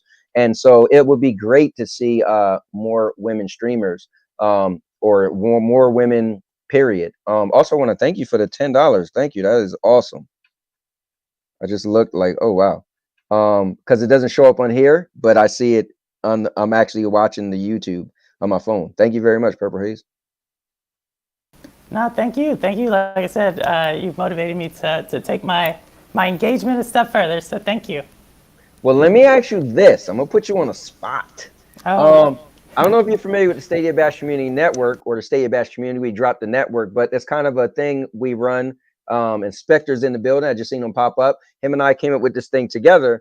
But we pretty much just shout out Stadia streamers, Stadia content creators when they're going live. We just, shout them out. We got a channel put together, and you could go on there and see all of the different people who stream Stadia specific content. They might stream other stuff, but they just know that they have certain shows they do that's all Stadia. Well, last year was pretty cool. We did a Women's History Month stream, and we had a bunch of women streamers or women content creators who was on the show, and they just talked of what it's like to be a woman and making content and being into video games. So if you will be interested, I'm just letting you know the offers out there that, and I believe March is a Women's History Month. So you are welcome to join the panel for next month, Stadia Bash Community March Women's History Month event. No, definitely. Well, I'm just happy you mentioned March is Women's History Month, the International Women's History Month. So definitely, well, I might take you up on it, but like I said, I'm a little shy. I got to get this camera fixed. Here's the thing. Here's the cool thing. People do this all day. You ready? Bam! You don't even have to show your face nowadays. They just hear your voice. Okay. Look at MM2K. No one knows what this man looked like, but we don't even think about it. We just love his content. And also we do, last year we did the Stadia Bash Community Black History Month. So we're going to be doing that again this month, which, well, I'm saying it now. I was supposed to announce it this Thursday. I was going to announce it on the Opinionators, but that's something we're going to do as well. And we did it last year, the very last day of the month. So we plan on doing that. And that was like pretty much a podcast with all the panel was, a bunch of Black video gamers, So that was pretty cool. I actually got to send you the link so you can watch all this stuff is on the Stadia Bash community channel. Like all this stuff happened, and it's there for everybody to still see. So. Well, like, there you go. That's why I do not pay for subscription services, because I got too much content on YouTube to watch. So yeah, definitely I'll watch it. I definitely watch more YouTube than TV. I agree with you. And I just want to give a shout out to Vet real quick.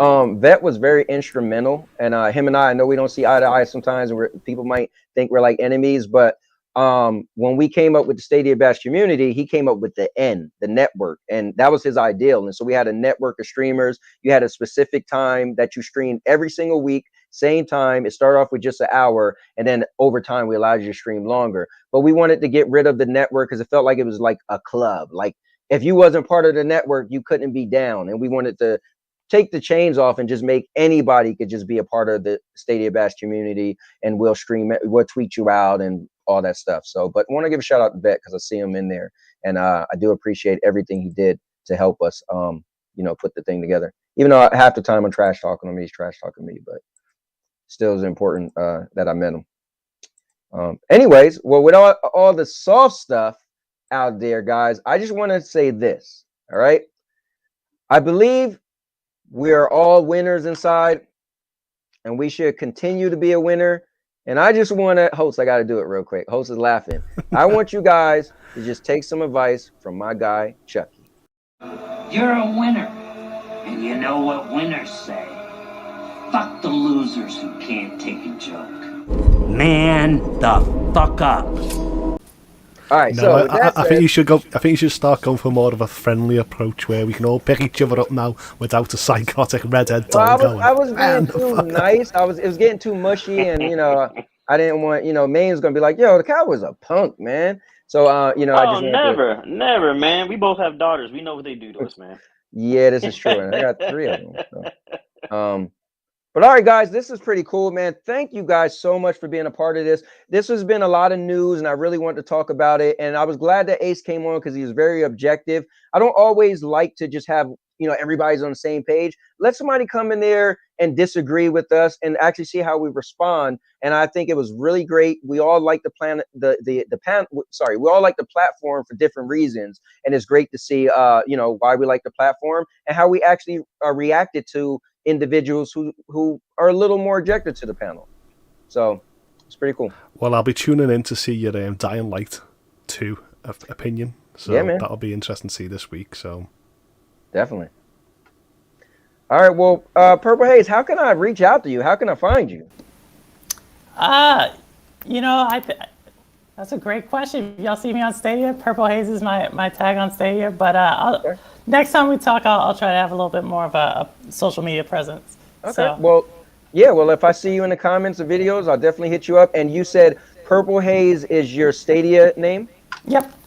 Okay. Yeah. Cool. Is there a number behind it or anything? Or no, I was able to get Purple Haze straight for Stadia. Nice. So. Okay. Cool. Yeah. All right. Well, with that said, guys, we're gonna get out of here. Thank you all again for viewing. I'll be back. You know what? My wife and I are going to the movies tomorrow, so you won't see me tomorrow. But already scheduled Thursday's show and already scheduled Wednesday's show. So give us a teaser. What's the movie? Oh, we're gonna see. We're either gonna see the 355, the movie about all the women that's from different parts of the world. Each of them, I think there's one lady's for FBI, one lady is Interpol, and they all team up. Or we might see Moonfall. So it's either one of those movies we're gonna see tomorrow. And as usual, I'll make a review, so you guys know I'll put out my 3-minute review on it. So check it out if you guys can.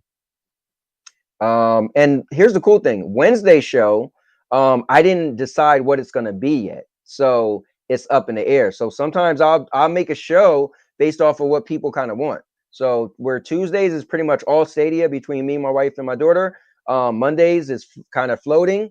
And Wednesdays is the same thing. And then, Thursdays, me and Jeff, we do the Opinionators. It's a Stadia show, and it gets kind of rough because we kind of call out the haters and stuff. Then you see the crazy side of me on that show where I'm like, oh, you was talking trash about Stadia?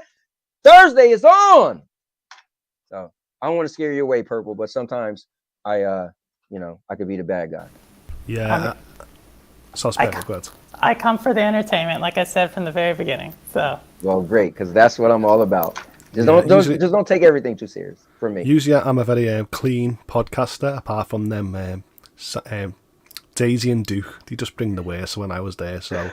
Oh man, what he's talking about, Purple. If you don't know, on Thursday nights, my wife and I we do a show called Sandy and Anthony Show. But we have a segment where we go away, come back. We got a cowboy hat on. She got a cowgirl hat on. And the trick is, so you've been watching us like regular people, and then my wife tell the dirtiest jokes. And you're like, wait, what? So her name is Daisy and my name is Duke. And when we do that thing, and it catch you off guard, and then Holtz will start telling his dirty jokes in the chat. We're like, wait, what? So it's good stuff. It's all fun. It's all entertainment.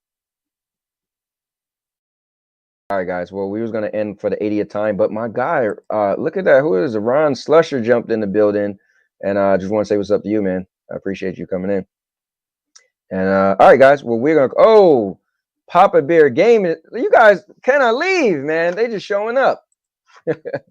But all right, guys, we're gonna get out of here. Again, I want to thank everybody who came on the panel.